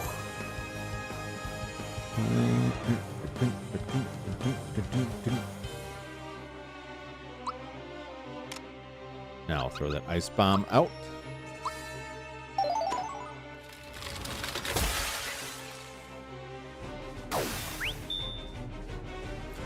I'm just getting all kinds of freebies off of this. It's great. Uh-oh. Uh-oh.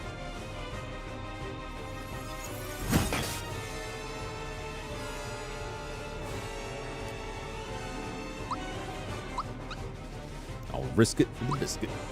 Get him!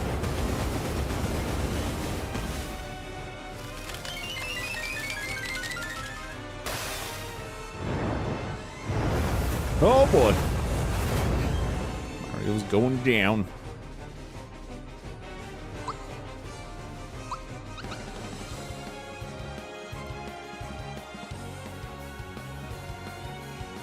No, snowy.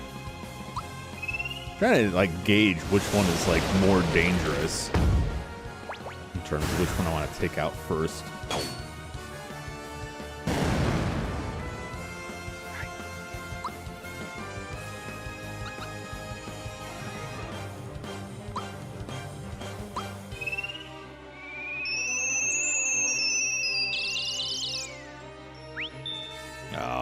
it's risky because like you gotta time it right. You don't time it right, it's nothing.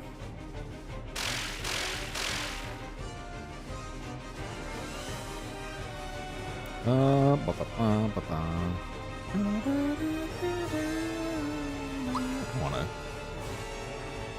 don't wanna wait. I don't wanna wait.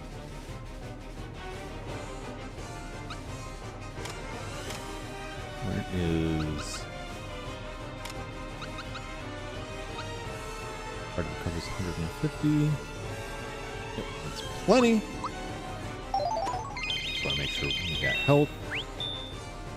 Got a freebie. Man, I'm just rolling in the freebies here. Hey.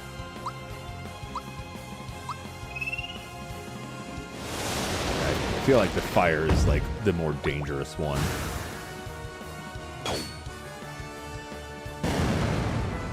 Die already.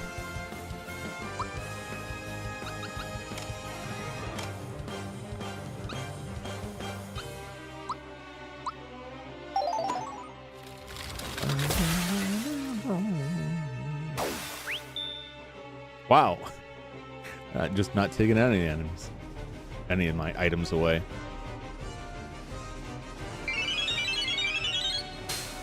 Whew. I'm gonna switch Peach out for Bowser. I don't really care if Bowser dies. Perfect. Oh! Not that hot shot.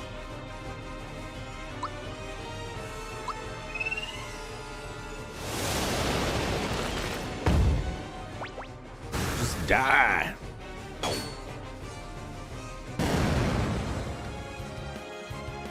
Yeesh.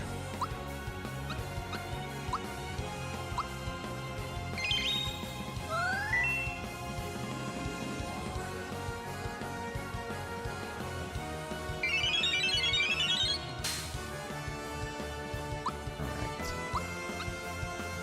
So, Peach's next turn, we'll switch into Bowser.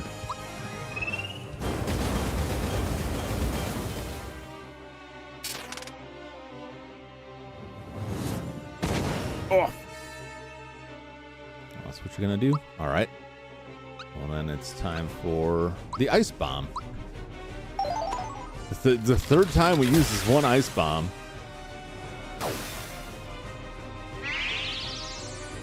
Deads. Excellent. Switch to our 1 HP Bowser, who will use this opportunity to provide some quick healing.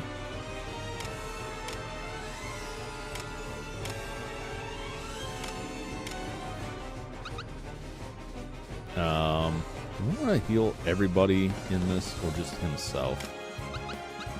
I had 3 of these, I had 8 of these. Let me do this. Because I don't really, honestly, I don't really care right now if Bowser loses or dies. He's nice as a backup, but like, I'm more worried about everybody else.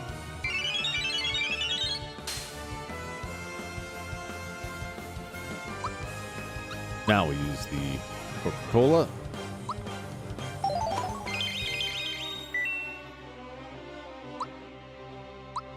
Back to Peach. And bomb, fried bomb. I don't think those do anything. Rock candy. Let's see how much this does. I think this does 150, 200 damage per. Depending on their resistance. 200 per. And a freebie. And he's dead. Excellent. And another one. This is going pretty well so far.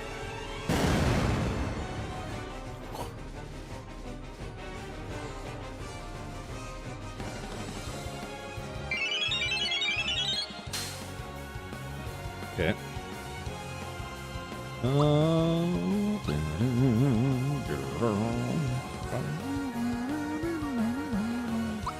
Alright. Let's get some jumping. Nope. I don't want the ultra jump. I want the super jump. It's going to be The camera had to move up so that I could see what I'm doing. I'm still not going to get it.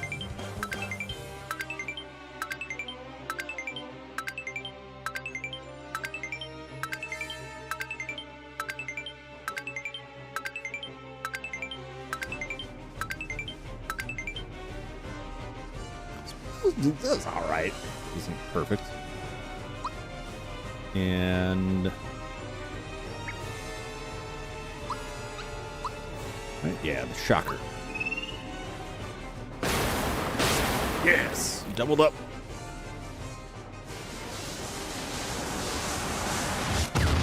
Oof.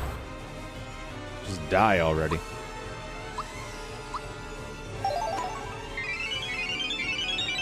It's some rock candy. Another freebie.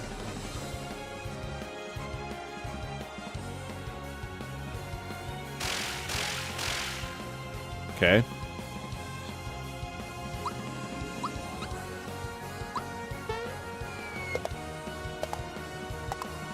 His arms rolling in. Huh, huh, huh, oh.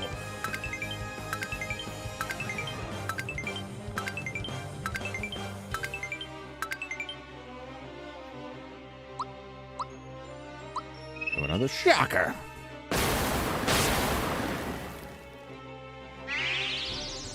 Finally. What are we on? I know we're on 0. Might as well do some healing.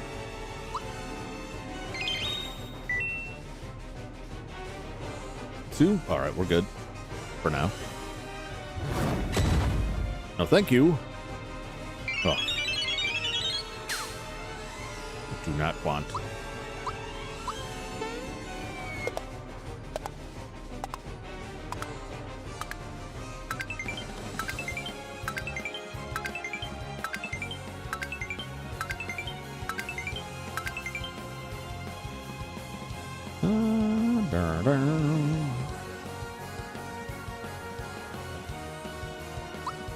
Give him some whacking just to bring that up.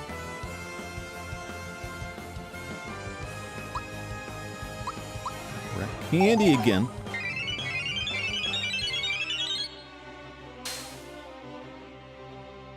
One. All right, next turn. Bring Bowser back in. Huh.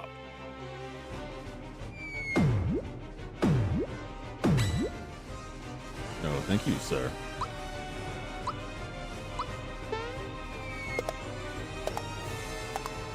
Actually, I'll bring Gino back in.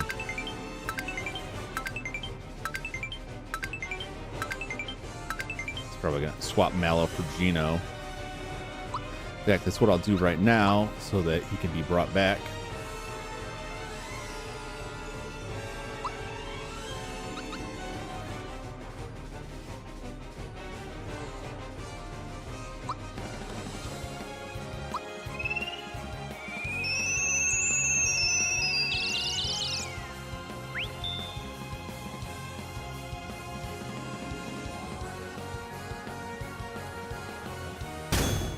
Oh my God.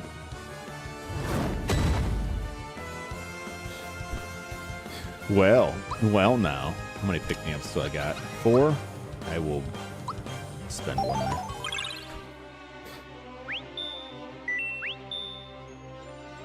there. Hey, free one too.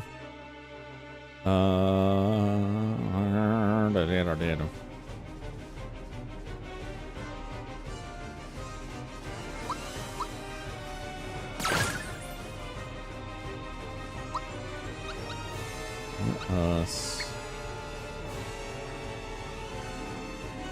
0. Nothing else came. The final claw hit. That's probably what he was doing. So just give everybody the old group hug for right now.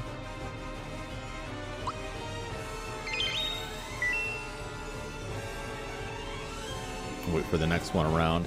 Bring Bowser out. Oop. No, thank you.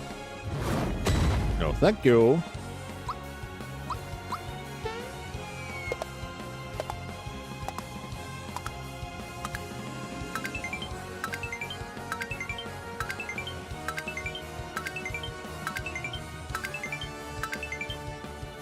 better than nothing.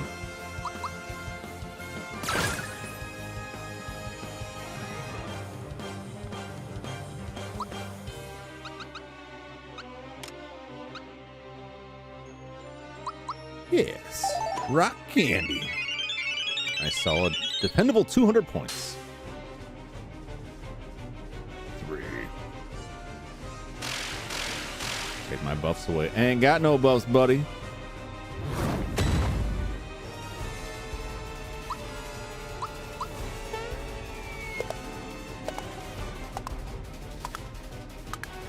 I think we got this. It's too soon to tell, probably, but I think we're doing really good so far.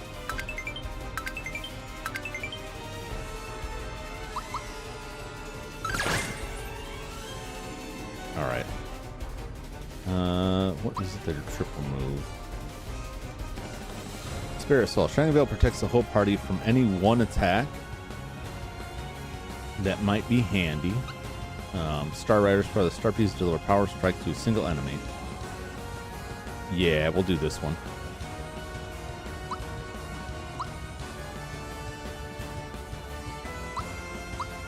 Hedging my bets and doing enough damage to clear them out. I don't. Maybe crazy talk. Possibly.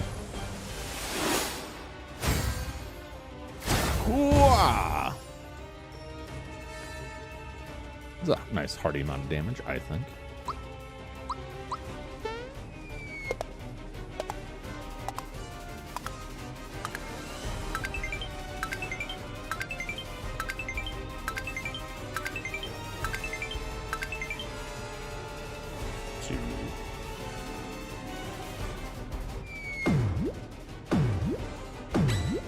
Thank you. No, thank you. Get that gauge up. Just whack him. Shabam! And you will use the word of syrup. Syrup.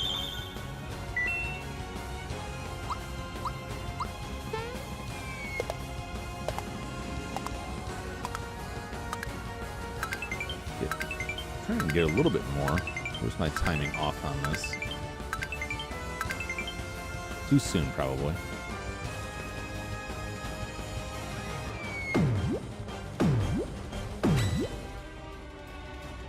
Oh no!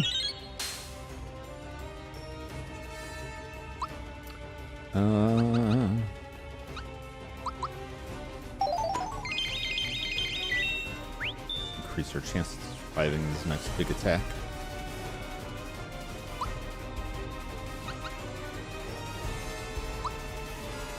Press A when it hits for more bronzes. Let's see how this works. How well I can do in this.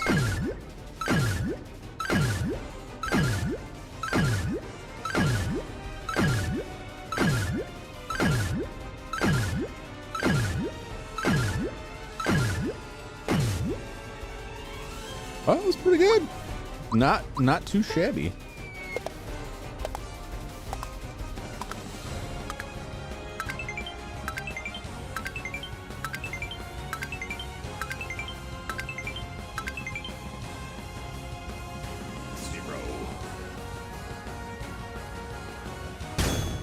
Oh! Mario, no!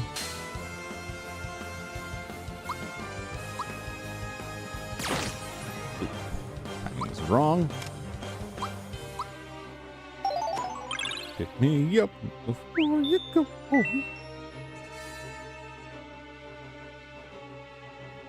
Oh!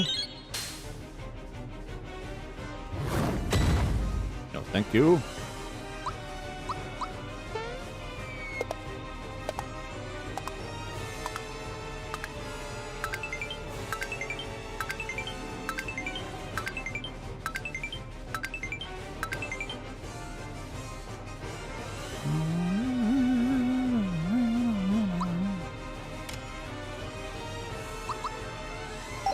Finless cola.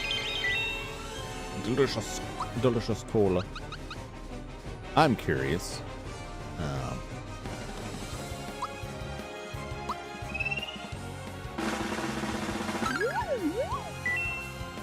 2,396. You shall bear witness to the power of post-game content. Hilarious. That way I will capture.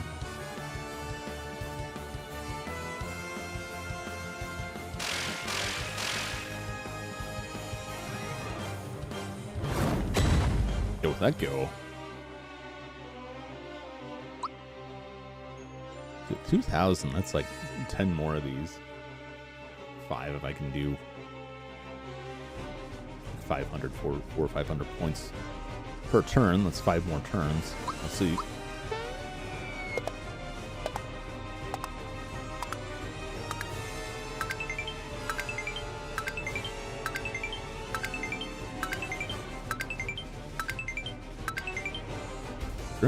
Pretty good, pretty good.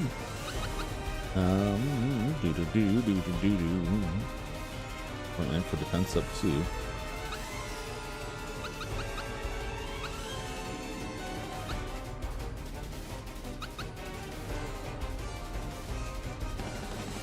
Never know. Nah. Star Rain.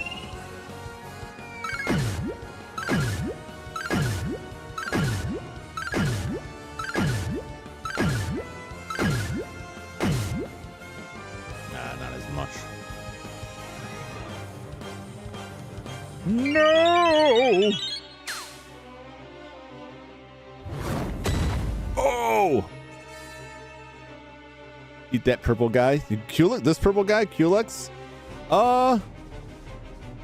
Yes. Yes, I would. I'd have to think carefully about how to prepare him. But, yeah. I mean, we can all agree that's not human, right? It's not human. It's just fair game. You got a lot going on there. You got a lot going on there. A lot of different kinds of meats and materials. Some interesting properties, to be sure.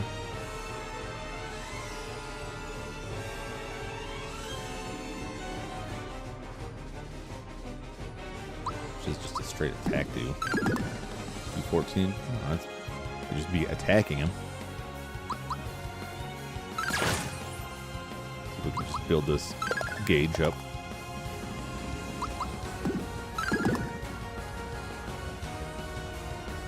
For what?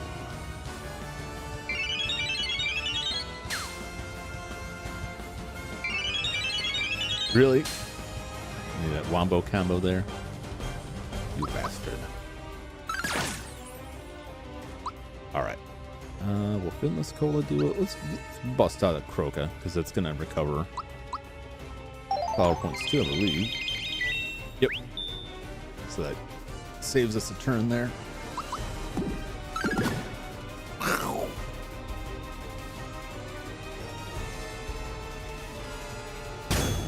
Oh, Mallow.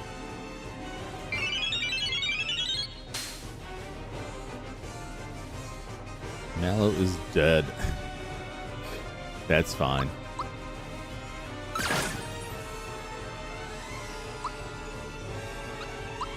Bring on the peach. Princess Peach. What do we have?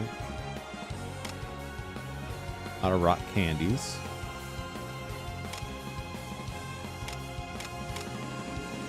Got the star egg. Sleepy bomb. Let's hit him with the star egg.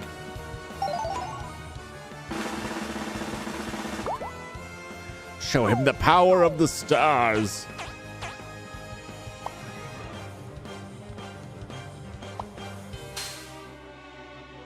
Yeah. 4. No, thank you. No, thank you. Do not want.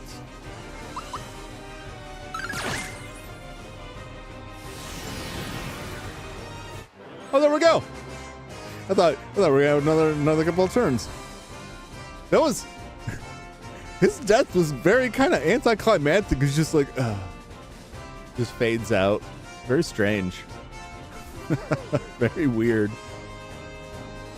That took about as long Probably a little bit less. No, maybe just about as long as the original Culex fight. No, I had to take longer. I'm just looking at the time, like, because I was grinding for like an hour or so. All right, almost. I'll have to go back and watch the VOD and see, but no, that went like way better. Just having that pick me up and being able to like recover people and like strategizing with the attacks a little better. Smooth sailing. There were some scary moments, but like, yeah, man, that his final attacks were rough. But a lot of the attacks he did, I could dodge. It was just the ones I couldn't dodge, and I was able to survive. I'm loath to admit, but more than likely those 5 levels made a real solid difference. So, woo! You go away. Unbelievable. You have defeated me at my strongest in my 3-dimensional splendor. The forces of malevolence have faded. I have lost my depths, diminished once more to the form of a flat plane. I will withdraw to that land to regain my 3-dimensional power and then await your return. It took you 27 turns to defeat me this time. Oh. That's cool. So that is like a challenge mode. See how quickly you can beat him. We were nearly evenly matched. Got a crystal shard.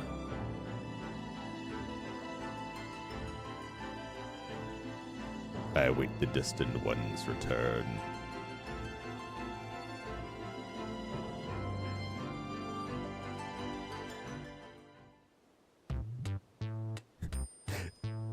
To go from that just to like this music is just like what is the crystal shard? Is it thing here or is it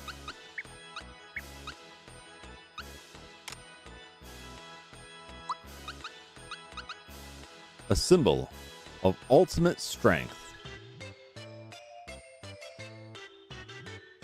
What does that mean?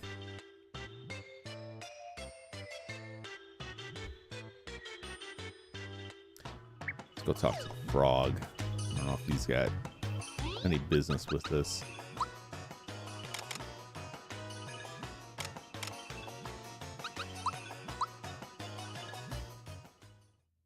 It's got to do something.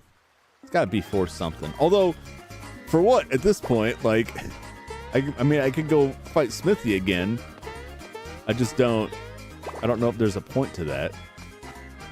Mario, you've proven yourself unstoppable. From this day forward, it is you who should be called the Sage. Greetings, Mario Sage. Well, I'm not eating cricket pie, if that's what you're asking me. Weird. Weirdo. It does something. I gotta look this up.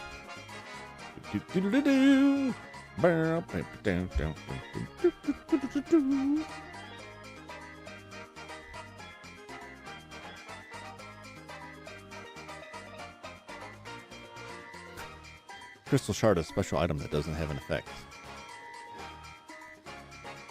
Doesn't have any known effect. I will not say anything on Ants Rivers Frog Sage. I will not say anything about it. Please send in the quest line to ultimate strength.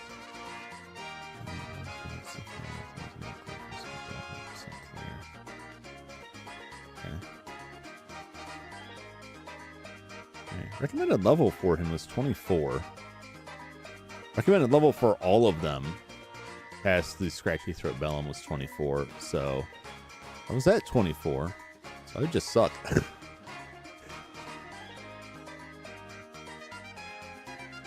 This is just a symbolic trophy. Okay. Okay. That's good. Oh, fine. That's fine. I mean, I wish I could see it. I wish it existed as more than, text here. You know what I'm saying? Like, I think it had at least a sprite in the original game. Maybe I'm wrong. Well, no, I guess that wouldn't exist in the original game because it's the post-game stuff. This other stuff I think had sprites. actually show me something. So here's the trophy. It's just text. You can't see it. Like if I go back to Mario's pad, will it be like hanging out there? I should go check.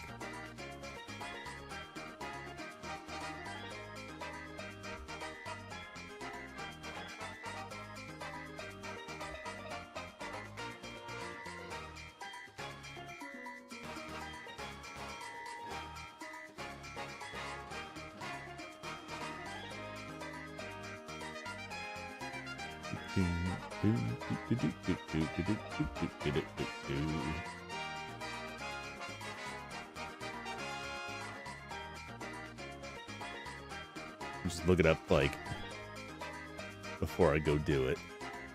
Is there any reason to fight Smithy a second time? No.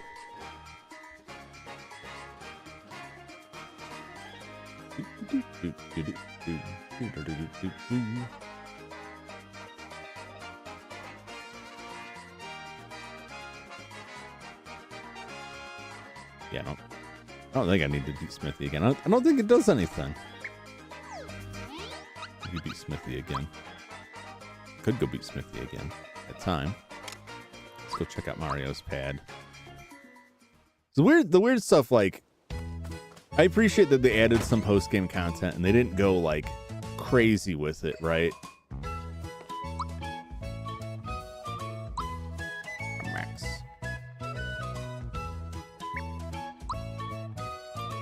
They didn't go crazy with adding a bunch of stuff. I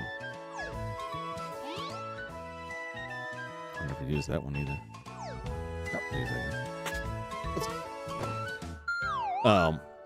But it is weird, like, here's the post-game stuff, but 90% of the game, like, they don't acknowledge that anything had happened because you haven't technically beaten the boss yet. You know, nothing else comes of it.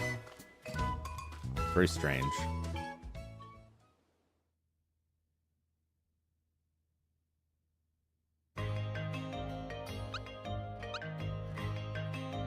Yeah, because we're just going to see the ending again, I suppose. Go beat him again. Let's play the player report. Most active ally Bowser, really?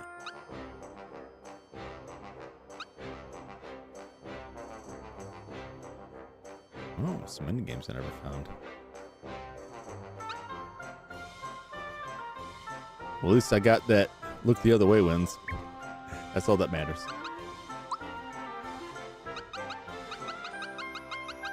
I don't know if they say anything about defeating Culex forever. We crossed paths with Culex again in three-dimensional form. It was an even more grueling fight, but once again, when defeated, Culex didn't seem to be up to anything overtly evil. Man, that's like...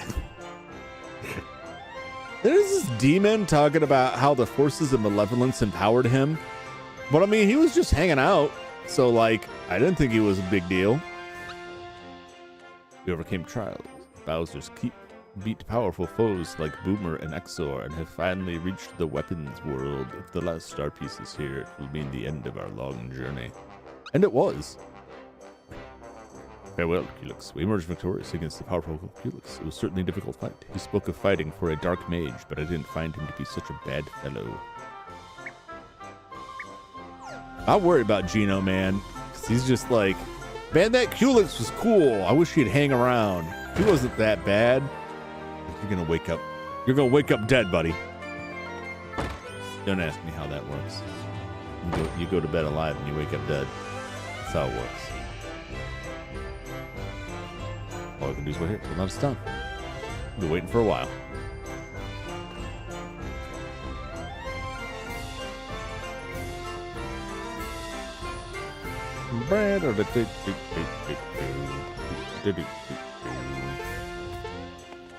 I want to...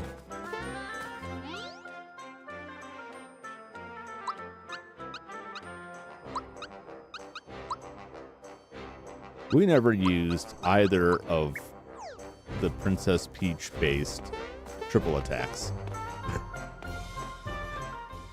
Like either of them. That's hilarious to me.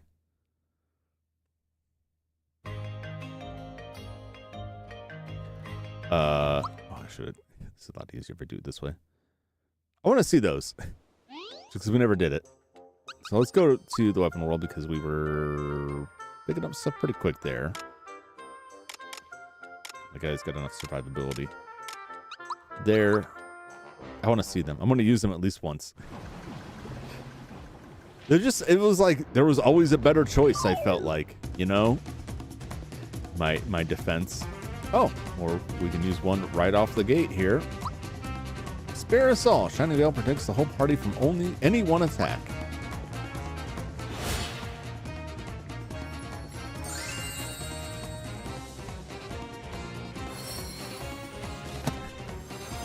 So I'll hide under this giant parasol of magic.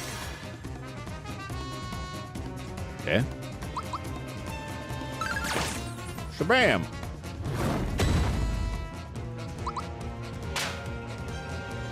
Was that it? Was that the one attack?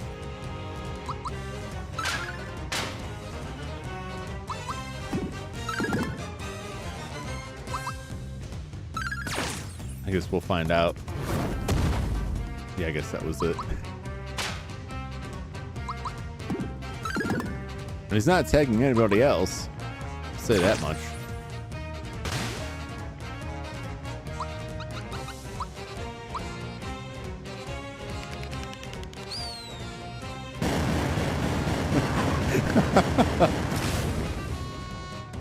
That attack is so wild to me because it's just Princess Peach hurling a million bombs. Princess Peach, famous for throwing bombs like Mouser, you know, from Mario 2. You all remember Mouser from Mario 2.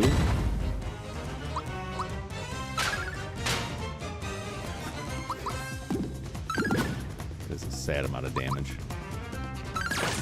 Shabam!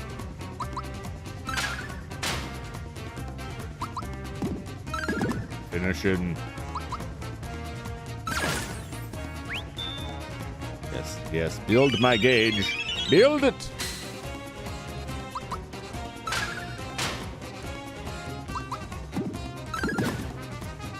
Yeah, so that's why I never use that. Because, like, aside from Culex, his boss fights, which he didn't even actually do that much. It would have been nice against that final claw, but like a lot of the bosses would do multiple attacks, so you'd use that, right? Like, all right, well, it's my turn, I'm gonna use it, and then he would throw he'd throw a rock at you, and you're like, oh, it's blocked, and then he'd do the ultimate attack. You know what I'm saying? That's why I never used it, because I could only see it going wrong and just being like, I wasted a turn, I wasted a gauge on that. The healing rainbow, also, like, every time it came up, it was like, well, either somebody died before I could use it, or I feel like I'm close enough that I just want to attack my way through. The only advantage I think there is to the healing rainbow one, is I think it will heal people outside of battle.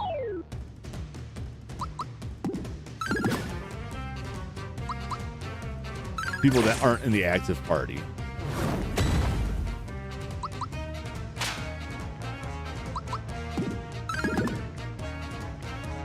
Which, you know, there we go. I can switch it out for Mallow and just see that. I mean, we could see just with Gino, but I think it might bring people who are dead back as well. So I'm going to do some swapping here. I'll leave those two. I'll see if I can get one of these two killed to test this, because it says it might bring people back.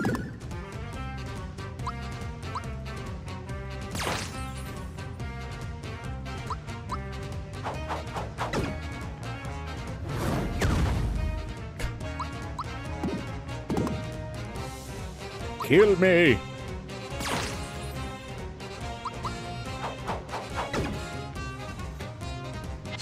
why won't you kill Bowser? I want to test this. Not that it matters a whole lot, but... Oh, here we go. This guy will do some damage.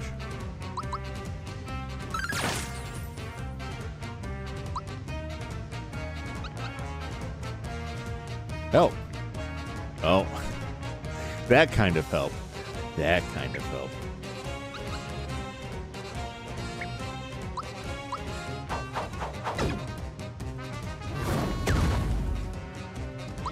I mean, really, you could kill either of them. It's all the same to me, as long as somebody ends up dead.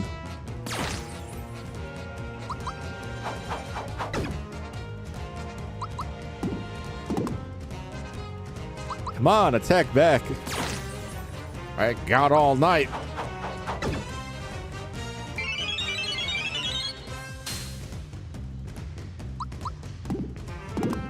Okay.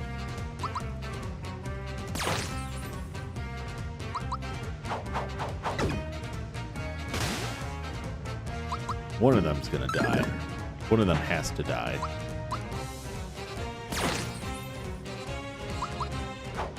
I don't want them both dead.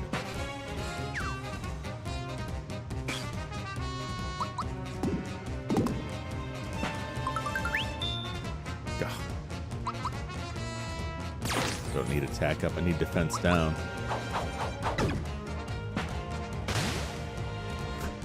Just shows up to immediately do the same attack, the same move. Good stuff.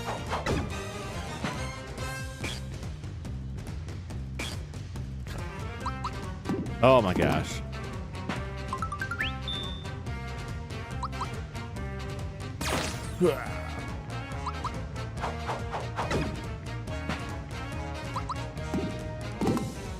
Did you stab one of these two already?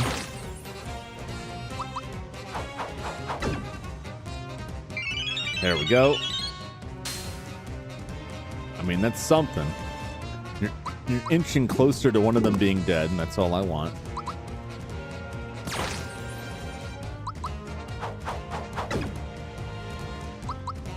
Come on.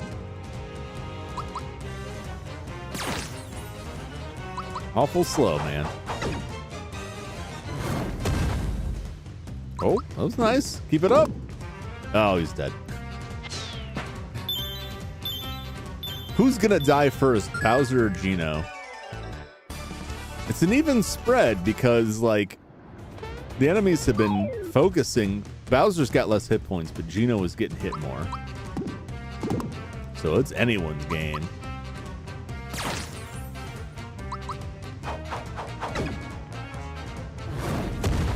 Oh, could be Bowser. It's not looking good for Bowser.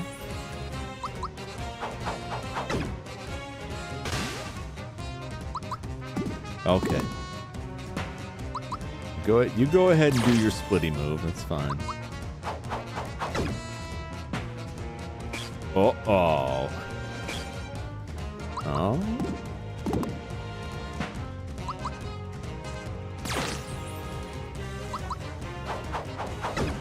Who knows?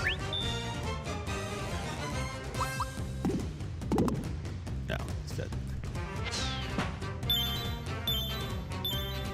How many more fights is it going to take before one of these two dies? Do it! It's funny because, like, I had the whole game to test this, but, like, every fight was like, I don't want to be here all night kind of thing. Like, nah, I'm fine. Nah, I don't need that healing right now. Oh, Bowser's one tiny push away from the grave. Come on, quit messing around and hit the man.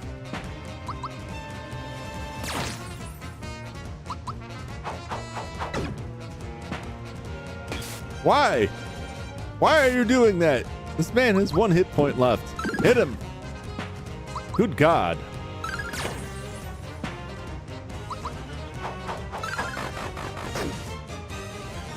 You had your chance. He's got one hit point. All right. We might as well get half of it set up. There we go. Just hit Bowser once. There we go. Beautiful.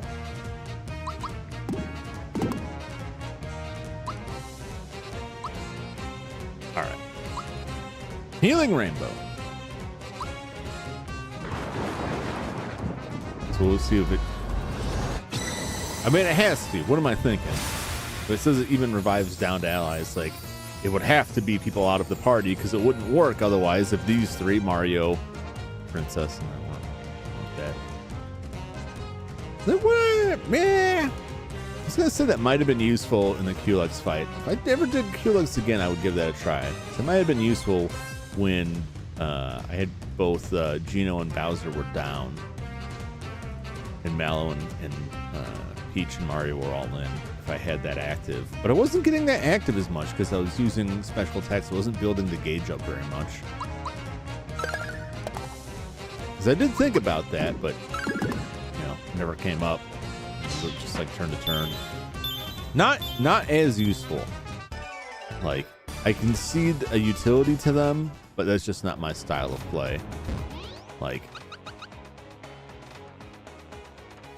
Yeah.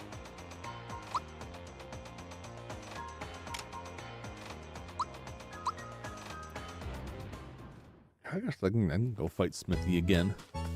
See if he's changed. I don't think it'll be any different, really.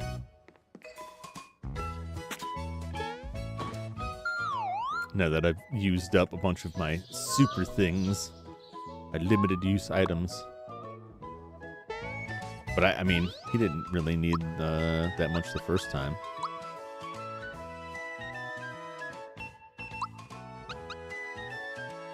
Do-do-do-do-do-do.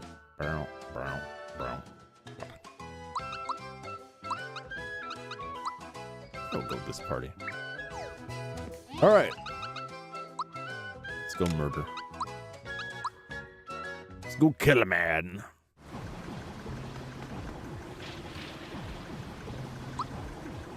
What do we got? Oh, might as well.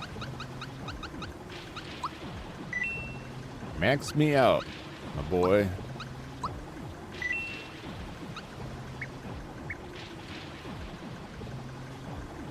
There ain't no let's hear Toad, it's all me.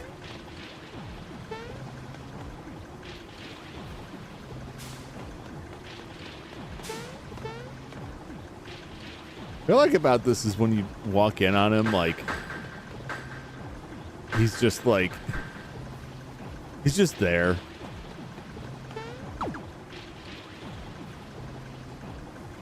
Carry me, Crane.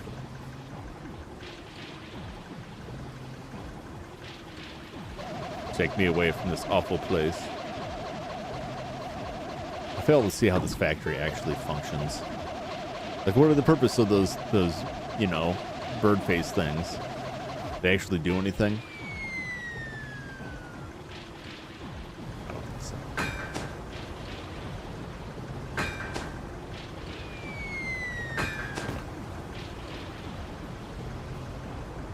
Hey, there's the last star piece.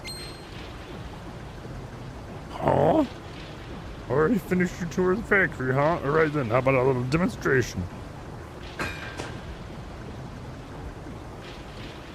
Yo, Smithy! Word up! Stop making those things and head over the star piece now! Huh? So you're Mario. Looks like we're gonna have a little dispute over the star. Just hand it over and get out of my castle. Bye, we're a little touchy today, aren't we? Yo, I'm actually growing rather fond of this place. Please don't make us go through anymore. Just give us a start now. Oh yeah, we've already been through all this. Blah blah blah blah blah blah blah blah blah blah. Beep beep bop. I'm not crushing nobody. Just gonna beat you. I ain't a fear to you.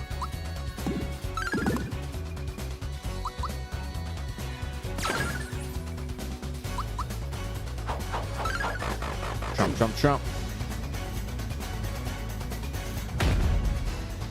That's fine.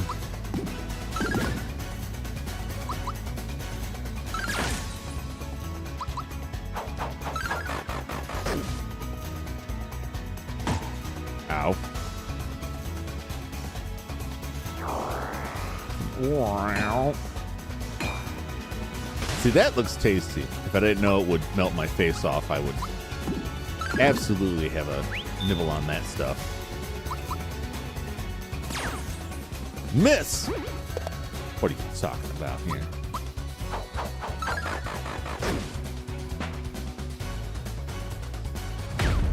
Okay. Ooh, Gino's not looking so hot, is he?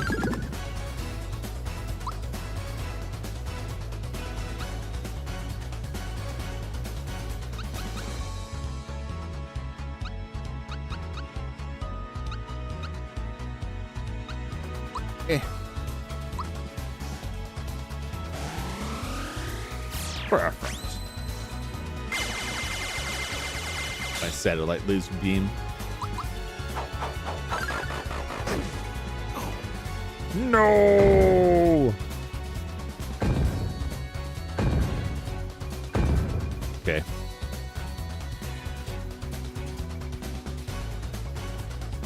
Bust his cancel up all over again.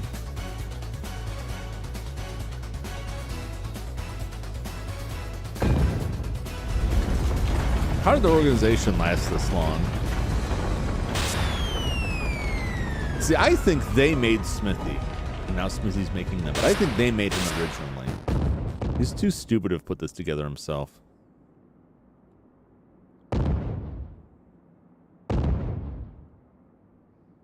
Or they just found him in this pit, some remnant of a long-dead civilization. It is time. I will show you my real form. I will show you my true power. Teach respect. I shall have my revenge. I'm not going to learn any of those things.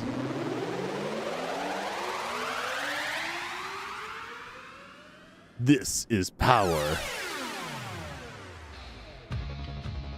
Look how mind-blowing this 90s era liquid metal look is. Break his legs.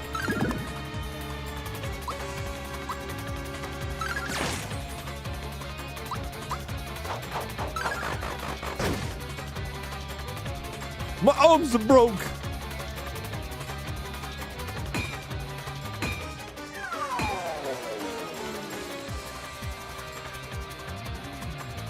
Okay.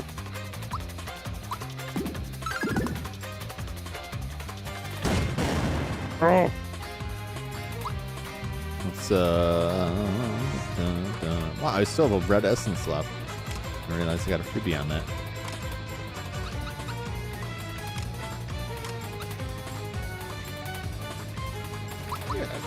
Yeah, cola. Delicious cola.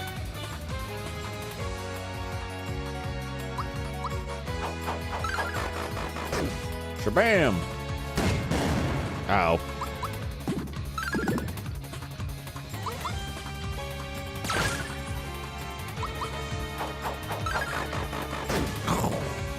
Ooh, that was a healthy hit. Ooh. Oh no! He's burning with power now. Ooh. That was quite a blast. Time for a Geno Flash! Perfect. Break his arms!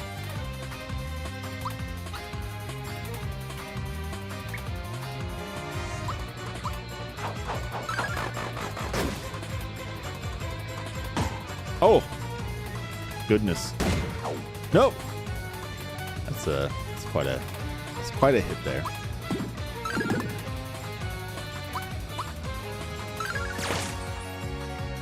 Yes, we've broken him again.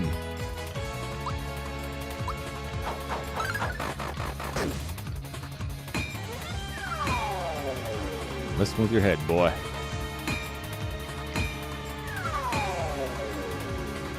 Oh no! It's the wizard, I guess. That messed up wizard. Tell you what.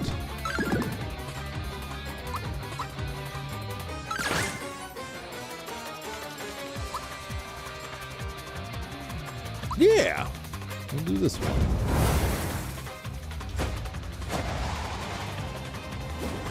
Shoot him.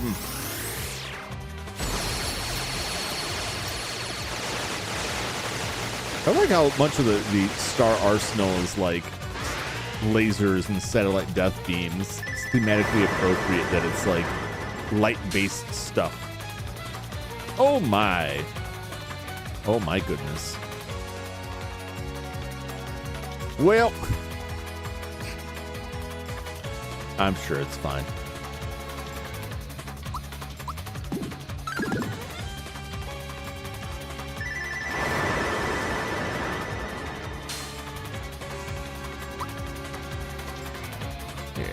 Yes. Bring the princess in.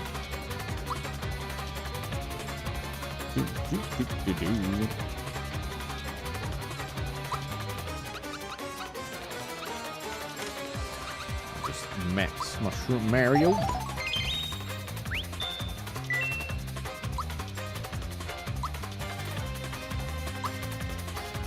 it's Mallow's time to shine.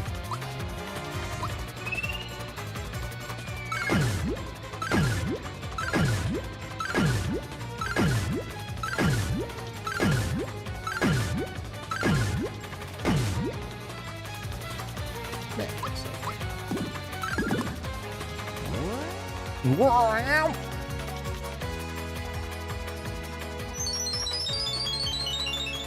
Throw swords at me, dude.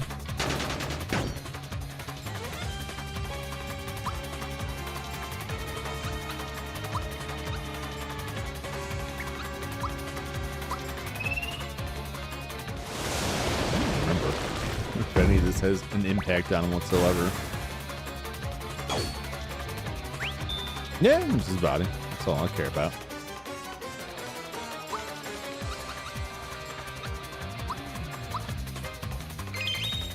Good pug.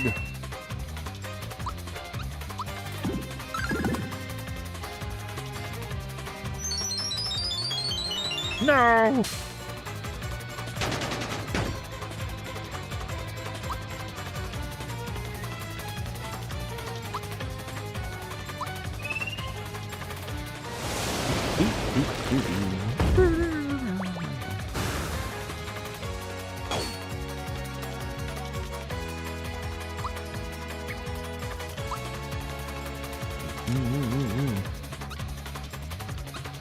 Royal syrup. Delicious syrup. I think he doesn't like the jumping.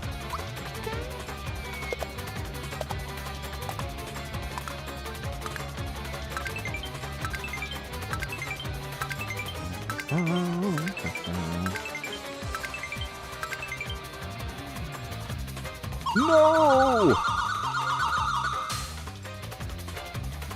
That's a nice sound. Let's get a good sound out of that. I appreciate that. Oh, shocker. Oh! Fair enough.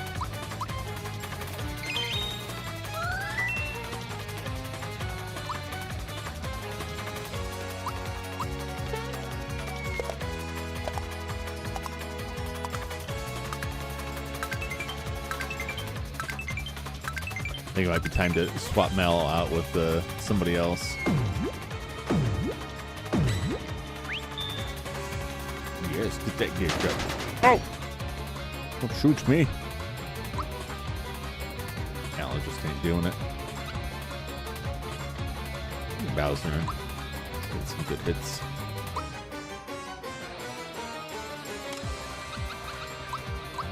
Pick me up. I prefer pick me up over Princess Peach's ability because unless you time it right, Princess Peach's ability does not actually doesn't recover their HP. Think there's delicious meats inside Smithy? I don't think so. I don't think so. I I mean, we can pretty well see inside him now. I think it's just like oil, just grease and oil, and I think it's pretty nasty, man. It'd be like licking out of your transaxle, like not good. Break those arms.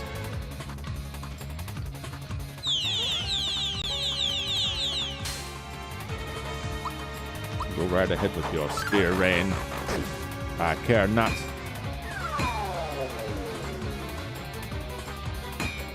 Now what will you become?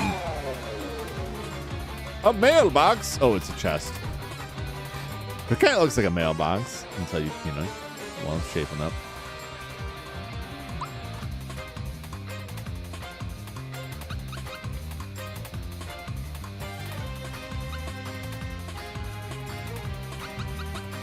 Yeah, just keep everybody healed. It's fine.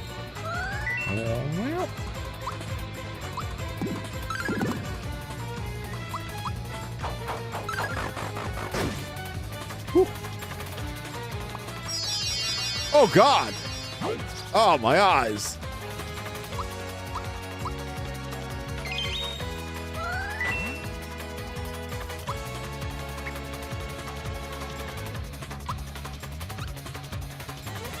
Yeah. Surely he won't like this. He's made of metal. He will melt. He's weak to it. Even better.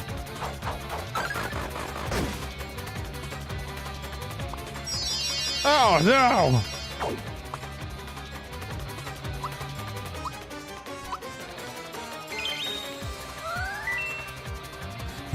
Like, oh, no. I don't care. Your dumb attacks won't work on me, buddy. I'm burning with power. Cool. It's great.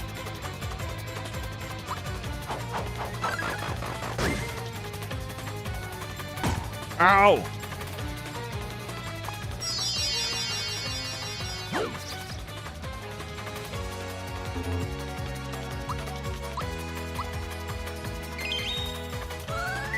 Great, I could just be using the party cleanse. Spinning shell charge with star power hits all enemies hard. Yeah, why not? Let's give it a go.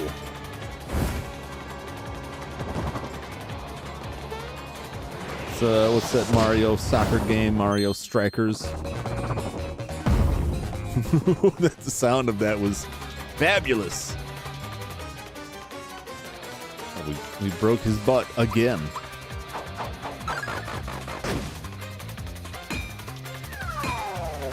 Guy needs to quit trying to glue his butt back together. That crack is permanent. My body and head are burning. It's not possible. Don't believe it. No.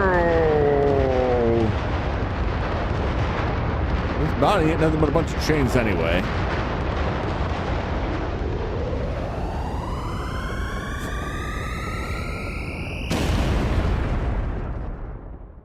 What a weird ass boss.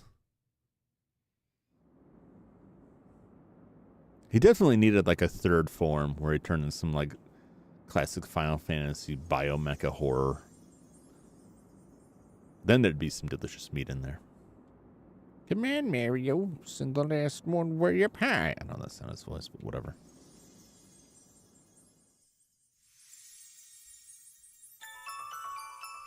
Now we're done. Don't mind all the mini game stuff that I didn't accomplish. That doesn't count. Don't mind all of the monster instances I don't have. That's not important. I found all the secret chests. We beat all the post game content. There ain't nothing else. Don't let anyone tell you otherwise.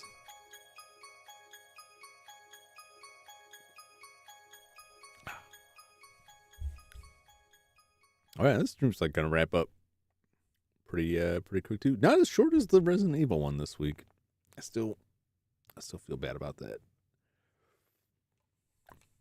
Thank you, everyone. The Star Road is back to normal, and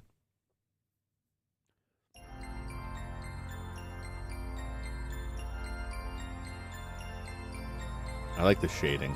I like the look of the material, like the smooth kind of texture to it all. It was really nice.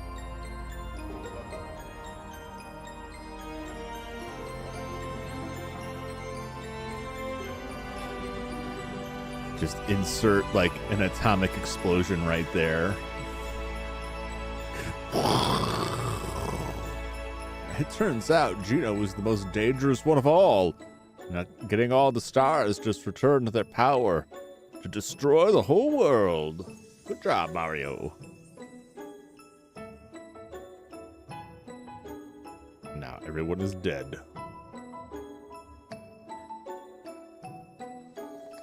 And they're all just being flooded with all kinds of radiation. They'll feel fine for about an hour until they realize that their body is now incapable of reproducing cells, as it is required to continue functioning. Their body slowly liquefies around them. It's quite horrific. Quite painful. And they'll be experiencing that very soon. That's what you get when you tangle with stars. They don't know better. They're not made of meat. They don't know what's up with that. They're like, gamma rays, yum, yum, yum. You're next to them like, no, no, no. Don't want that. They won't ask you twice, because, I mean, the second time your brain's already jelly, so you're not going to get an answer. I'm not saying that's what happened here, but I am saying that it could have happened here. Probably did happen here. That's why it's all a dream, because everyone's dead.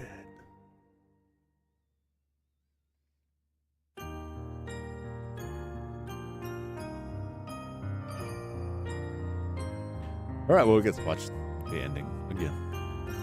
Just put my controller down here. Without making a bunch of noise. There we go. Was Bellamy there the last time? I don't remember seeing that. Okay, I just missed it. Must have just missed it. I'd go back and watch the video. I don't remember seeing him in that part. Maybe I just didn't notice. Maybe I did. I don't know. Maybe Yoshi. Should be the fat Yoshi. That's inaccurate.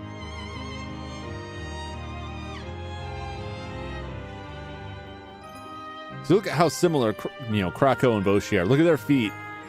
Look at their ankles. They got the same legs. They're related, definitely 100% related.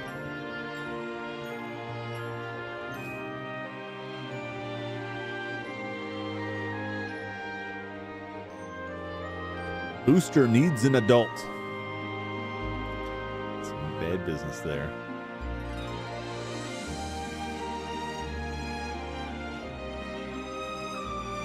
Man, even the ghosts around there can't call him.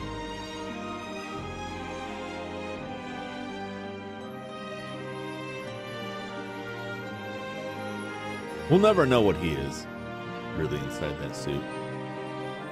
And we'll never know what Mallow tastes like. What's underneath that fluff? Is it just more fluff? Are there organs? Does he bleed? Tell me, Mallow, do you bleed?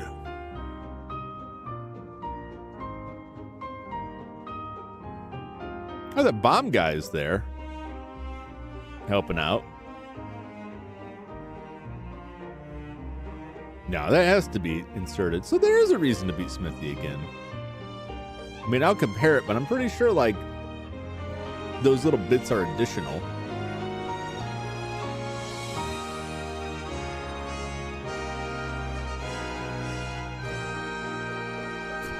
I love Booster over on the left side there. That is the best. That he's just like half obscured, like, they'll never see me. I like Booster a lot. I know I've mentioned that. He's just a fun-loving guy. He's a weirdo. He doesn't know. He didn't know that train was going to kill people. He was just having a good time.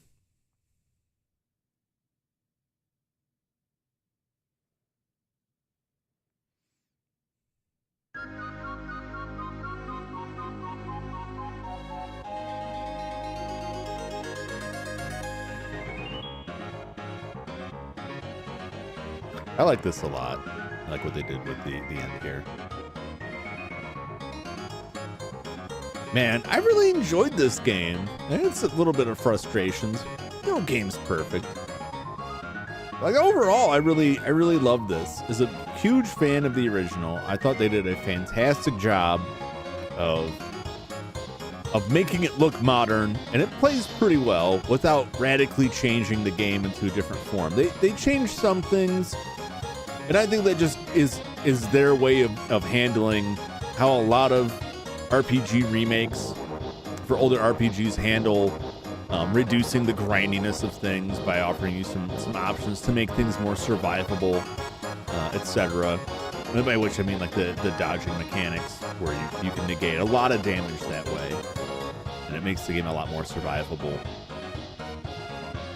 But it's not like I charged through the game at like level 4 and beat everything, you know. Right? There were still bits that were tricky. I don't know the platforming. I didn't like the platform in the original either. And it was, you know, there wasn't a ton of it. There's not a ton of this game. It's the same. It's rough with like having to do everything diagonally is tough. It's made all the worse that I swear, like, I cannot find a modern controller that has a D-pad that's worth a damn. And I'm not just being like, well, the controller was broken. Like, no, I really struggle with that. Like, I get a lot of missed inputs and stuff, a lot of unintentional diagonals. Not the only one. Other people complain about it too. It's not just me. No, I love this game. You know, I had a lot of fun with this. The music was great. The art style was really good. You know, they kept it. You know, it wasn't exactly what it was originally, but they kept it very true to it. Very solid. It wasn't like a wild reinterpretation or anything. It was a lot of fun.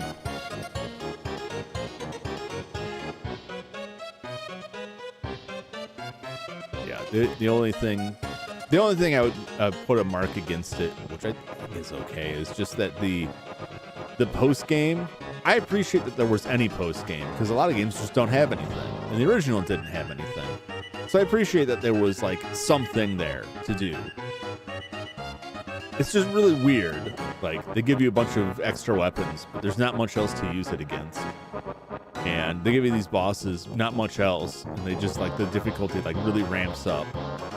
And it's just like 5 like gimmick fights. And maybe I just don't like the gimmick fights that much. I don't mind them when they're spread out over the course of the game, but when it's just like a boss rush and they all got some weird gimmick, it just kind of makes it stand out more. In my mind. Jonathan Jones.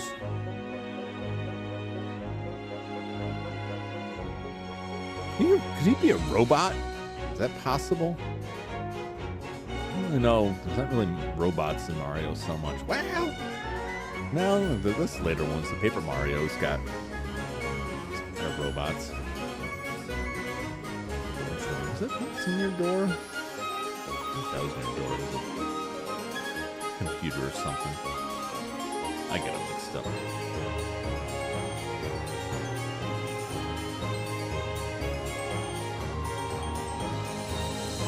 I did like how they set up the bosses. I may not have liked all of the bosses themselves, but I liked how they set it up where there were new wishes coming in, and all the wishes were from those former bosses that you were out there fulfilling. Neat. I find it hilarious, like the journal entries from Gino that's like, I don't know, Culex doesn't seem so bad to me. Like, he's obviously super evil. Like, well, he wasn't killing anybody here. Like, he tried to. I don't know what you thought that fight was, buddy, but like, Gino, my man, you gotta think this stuff through a little bit. That's what I say. You can't trust the star people. They don't know.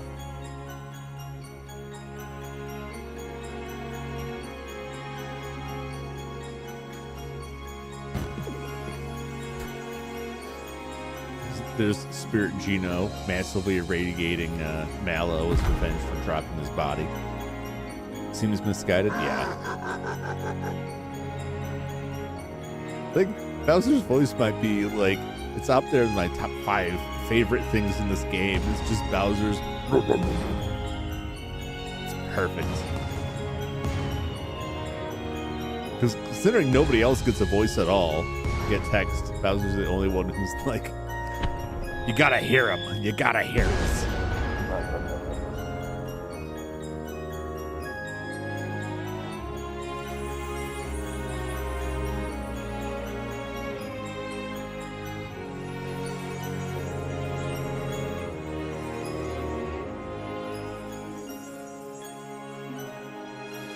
I'll have to like go back and review the footage. I wonder if I missed any other little Easter egg stuff. Because I saw, some of the bosses. I mean, Jinx was around. Jinx was around in like the other ending. I didn't see him in like a different spot.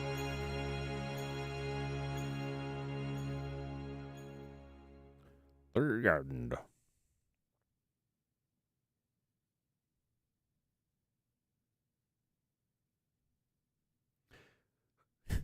I don't know if anybody else has lived through this, the older games, like a Final Fantasy VI kind of ending where the game wraps up and it's at a screen that just says the end, and it like there's just like stars going through and it's animated, but you just don't want to touch the controller because like there might be something else. Like you don't want it to actually be over. You're hoping there's like some tiny little sliver of something there.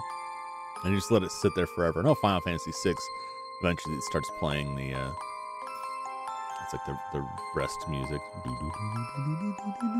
I can't reproduce it. I'm not going to break your ears with that. But that's it. I let that run for like an hour when I played that as a young man. It's like, there must be something more. Tell me what they do next. Give me more, damn it. And that was the first Final Fantasy that I played. So it was like, surely there'll be a sequel where they see these characters again. Like, no, man, that's not how Final Fantasy works. Well, eventually it is, kind of. It's a great game. It is a great game.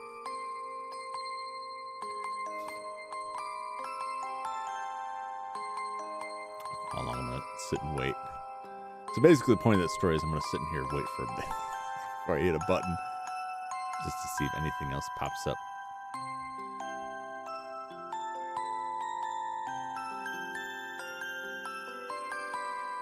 I can't hear like this Mario music without the Captain Lou Alabama live action Mario show, like opening theme popping in my head. It's good stuff.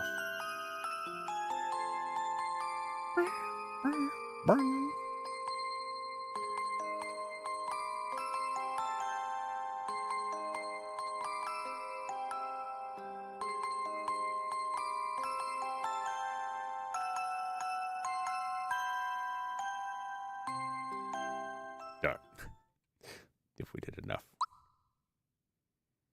Yes, I would have saved my clear data.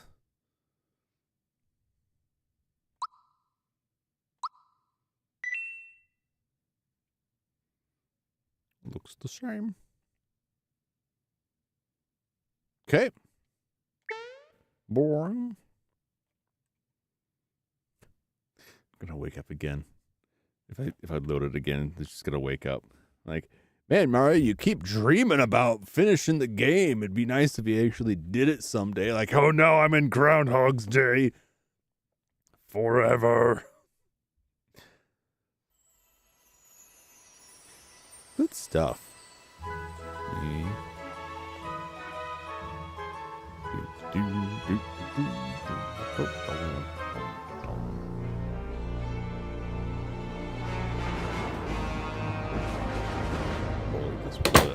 Chatting screen for a minute.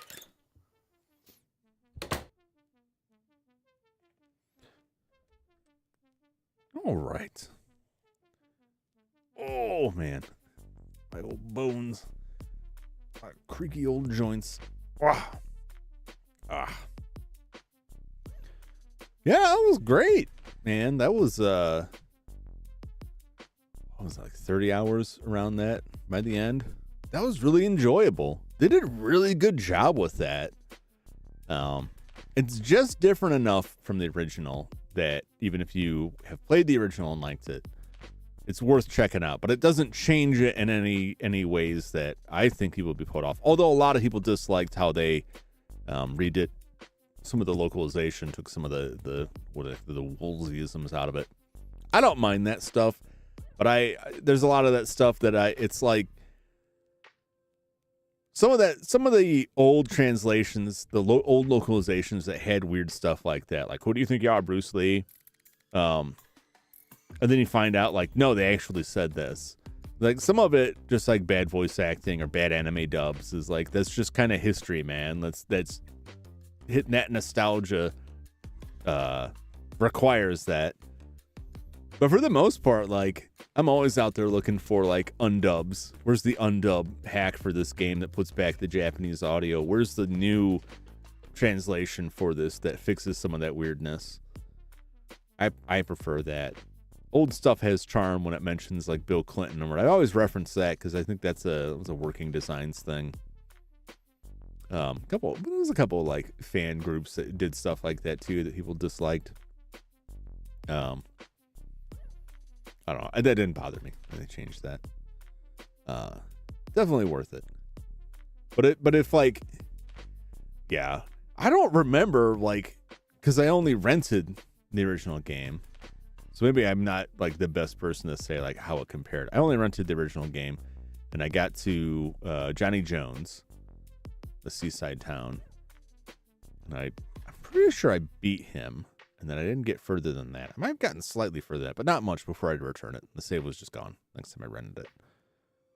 Because, like in those days, it was all saved on the cartridge. There was no backup. So codes to put in. It was just it is what it is. So, but I don't remember it being like super difficult, but it was harder. The original is harder just because you can't reduce damage. Definitely did not play the original. I mean, it was hard to come by. It was a very expensive game. It was, I believe, on a couple virtual consoles. I thought it was on the Wii. I know it's not on the Switch. It might not have been in the virtual consoles and I think the speculation was Square, but it was on the SNES Mini that they put out.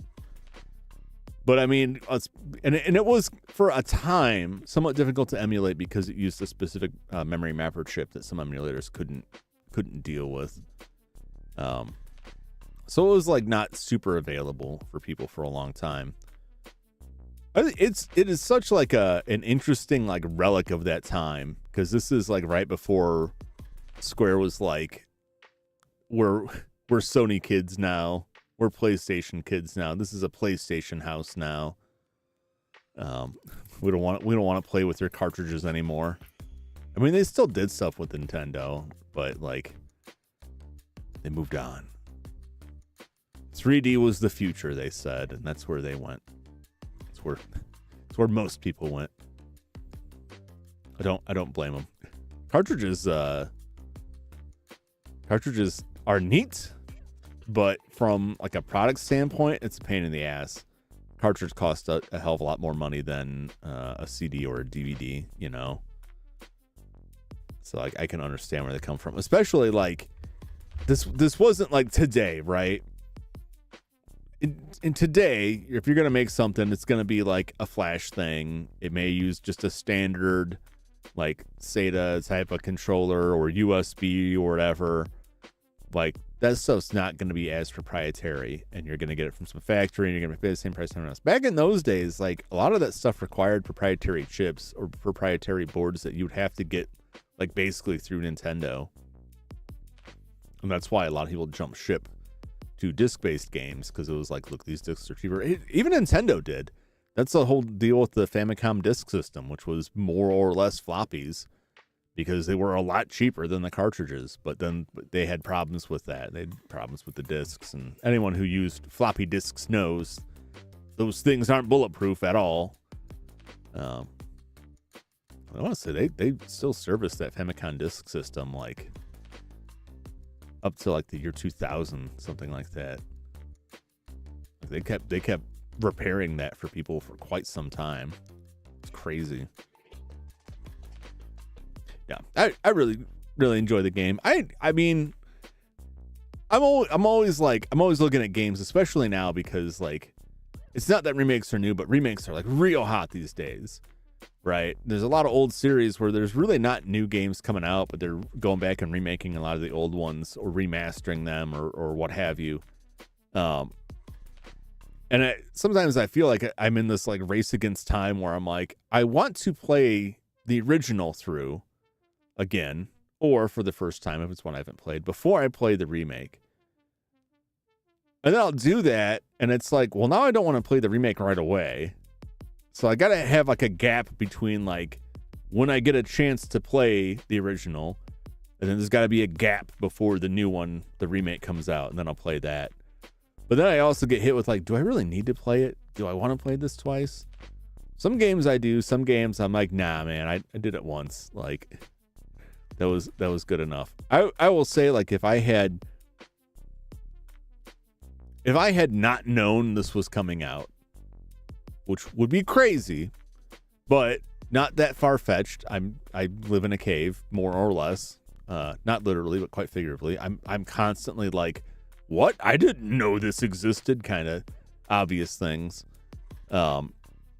But if somehow this like dropped and I didn't even know it was coming out, and I had just said like, yeah, I'm going to start playing the original, and I had just finished the original, and then this came out, be like, well, I'll check back in 6 months.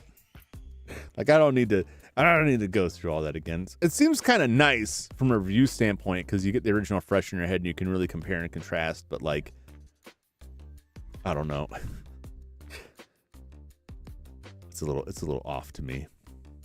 It'd be like playing Resident Evil and then immediately playing Resident Evil Director's Cut, which is not really much different. Just being like, yeah, let's see. Even that's better because there's a bit of like a time challenge element to that. Wow, yeah, this is Monday is gonna be freed up. I gotta fill that slot with something else. I might mix up my positioning on things. I have in my head, based on like, if I finish a game and then I'm like, all right, well, time to replace that with like, what's next?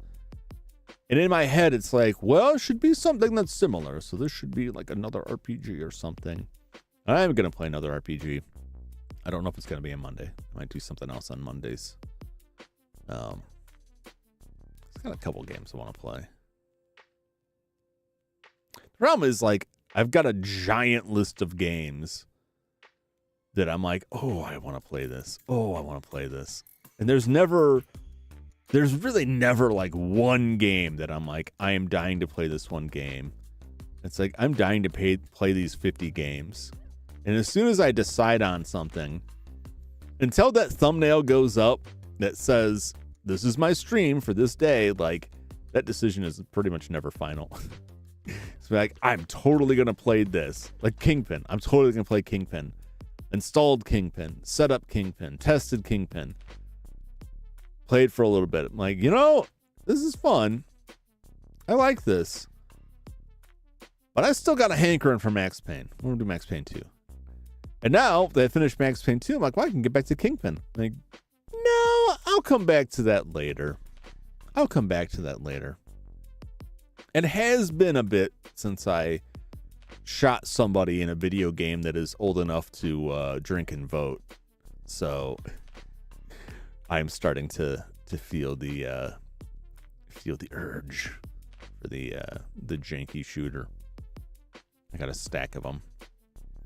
Every time I go to GOG or Great Old Games, whatever you want to call it, to buy a game, like I'm looking for one specific game. It's like, did you know we're also having a tremendous sale? I'm like, oh, tell me more. Like, this game is $1. Like, wow, don't mind if I do. And I just got this stack of games. Like, when am I going to find time to play this stuff? I don't know. There's some, there's like RPGs I want to play. A million. Check out Culex. Nothing new. The one thing I don't do is I don't play many very new or recent games. This is from 2022.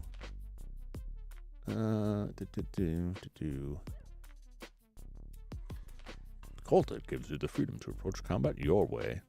Have it your way. 3D Realms. Wow. see a bunch of people converging on a building. Which way through the ranks of insidious cult? Their wretched minds twisted by the will of an unseen entity. You'll find just as much lead flying back as you dish out. So you'll have to run, slide, dodge, make use of the environment to survive in this old school inspired shooter. Chapter 1. Chapter 2 will be available as paid DLC at a future date and will continue the story of Cultic. Interesting. I thought it was really fun. I will check that out. I will put that on the list. I have 2 games. I should say 3 games. So 2 of them are very similar. 2 games in mind. One of them is Laplace no Ma, or Laplace's Demon, for the Super Famicom, which is a Japanese-only RPG-ish release. Looking at it, it looked very reminiscent of Sweet Home. And then I looked into it further, and it was a port for the Super Nintendo for a PC. I want to say it was a PC-98 game. That was very different because the PC-98 was like a first-person dungeon crawler. And I don't think the one for the Super NES is like a top-down like RPG thing. It seems very different. But when I saw it had a translation. I was checking it out. Like, this looks a lot like Sweet Home. I kind of like that. Well, then there's also, was it Mythos the Beginning? Which was another RPG that I want to say, like, Mythos the Beginning, the director's cut.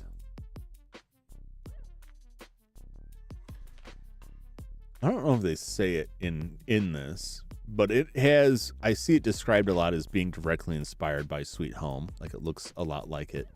It's $6. Mythos the Beginning director's cut. $6 on itch.io. Well, this traditional survival horror gameplay with old school tabletop style RPG experience with dialogue, trees, combat mechanics, skills, and dice rolls. It seems more heavily based off of the Call of Cthulhu RPG. Sort of a horror role-playing game based in gothic horror monster movies at 30-second Frankenstein and Cobra vanishes. But they thematically, like, they both look real similar. So those were the 2 aesthetics are real neat. I haven't watched. I have music. Can't watch this right now without having audio leak through. I will watch that. I'm done because it'll come through the music channel and then I'll get all kinds of issues on that. Those 2. And then there's Phantasy Star, like the first Phantasy Star for the Switch. That I also want to, because I want to start going through the Phantasy Star series. I have too many games in too little time. And it makes it a struggle because I don't want to rush through games. I don't want to rush through any game. But it's the problem that, like, every game that I finish, in the time it takes me to finish, I have added 5 to 10 games to the list. And I have to stop looking. I have to stop, like, paying attention to anyone talking about, like, hey, there's this weird Japanese game. Like, oh, tell me more. Where can I find this game? Yeah, there's always more going on. And every time I talk about it, I'll get a comment on here like yours, which I appreciate. I was not familiar with that game, and now it's on my list. I'll get some recommendations for games, and it's like, I really do. I haven't yet to see a game recommended that I'm like, well, except somebody recommended like Atari games that I'm like, I don't know, man. I don't know. Haunted House was fun, but I don't know. I don't know if I could go back that far. Pac-Man, I think somebody said. I'm like, I like Pac-Man okay. I'm like, I don't want to stream Pac-Man. Not ragging on that person at all. Appreciate the suggestion. I'm sure he was more or less joking about it. I think he was. Maybe he wasn't. I hope I'm not causing offense. But everything else, like Zombies Ate My Neighbors and this, Max Payne. Someone's, so you should play Max Payne 2 because that continues the story. Like, that was enough for me. But I don't really have, like, I'm all over the place, and I tried laying stuff out that, like, I'm gonna play stuff that's like around the same time and release order, and then I just threw all that out the window. It's like Resident Evil. Like, I will probably end up playing Resident Evil 3 after Resident Evil 2, just because, like, it's right there. I'm like, I might as well finish out that trilogy. And then I won't go to Resident Evil 4 for a while. because I'll be playing other weird games from that time period. Try and mix in some other stuff. I don't know. There's some stuff, there's some series that like I really want to play and would like to stream. But there's a part of me that looks at a lot of the stuff that I play and think, even like the Resident Evil, like tons of people have played this. There's tons of Let's Plays on YouTube. There's tons of people who have streamed this. It's like, do I really need to go through this? I want to play it. That's mostly why I'm doing this. But sometimes I feel like I'm just like churning out something that's totally worthless here. I could be exposing some other game. But even then, like any game that I found out, like I was looking yesterday on YouTube and it was like, there's this game that I think is really interesting that I saw on this translation site. And I'm going to play that. I bet nobody plays that. And there was like a video a year ago from somebody going in depth about it. Like, well, I'll just move that one down. I shouldn't like concern myself too much with that stuff. But I just hate the idea, like someone like, what's this guy all about? And they come to my channel and it's like, he likes two kinds of games and he's played the same games everybody else has. I'm out of here. No. Well, I'll sort something out. You know how I work. Sundays, no matter what I say, no matter when I try to work on this stuff, Sundays are the day that I do the thumbnails and schedule everything and ultimately decide when everything goes up. So Sunday evening, before, the clock strikes midnight into Monday, I will have waiting rooms up and thumbnails put together and a schedule for next week. All I can say for sure is that I don't even know what I'm going to do Thursday. All I can say for sure is Resident Evil 2, starting the Leon S. Kennedy Scenario B, Resident Evil 2, Tuesday, probably keep that the same. I'm going to continue work on the PS2 in Blender. I enjoyed working on that. I want to at least finish the PS2, and then you kind of use that as a gauge to decide if I want to keep doing that. I like doing that. I like mixing it up a little bit. I like to have a little more variety than just a bunch of crusty old games. I thought that would be nice. Ghost hunting. I should do ghost hunting next week. It's been a while. I have played it on and off. I usually pop in one day a week, do the weekly challenge, and then kind of pop off when I've got like a little bit of time. So I've been playing it, and I've got a lot of stuff unlocked, and I'm getting ready to like prestige over into a new level. But they've made a lot of updates and changes to it, specifically lighting and stuff. I gotta see what else they got coming out. I haven't played for like a good week or two. I can see where the roadmap's at. I should put that in there. And then I was gonna pick another. I was gonna decide between another shooter on Thursdays, or just mix it up and toss something in there that could be an adventure game or something like that. I was thinking about it today, and I think I'm gonna shake it up a little bit, put a different style of game in there, because I don't like. I've kind of kept to the same day. Like this day is the day I put all of RoboCop was on this day, and then it was Max Payne, and like I don't even want that to stick. Like Monday was for Mario, but Monday's not always going to be for RPGs, kind of thing. You know what I'm saying? But because like I started that way, like it kind of like some stuff sticks. I'll figure some stuff out. Yeah, I'll put Phasmophobia on. Some solo Phasmo. FOMO. I hope it's not FOMO. And then we'll see what else. Well, that's 3 things. So I just got a 4th thing. Let's see what else I got with stuff. But that is all I have for tonight. My brain cells are powering down. It sounds like either a garbage truck has rolled over out there. The roads are pretty rough out here in the sticks where our auxiliary hazardous material storage facility is. Pretty distant from stuff. So there's a heavily used roadway out there, but it's not in great shape. So it could be a garbage truck that rolls. Wouldn't be the first time. Or there could be a storm. And I won't know till I get out there and look for the wreckage. I'm not cleaning that up. So thanks for hanging out with me. Thanks for seeing through yet another game. I've got another one to put onto the pile. Put that box up on my shelf behind me. In fact, I think it's already there right now. If I...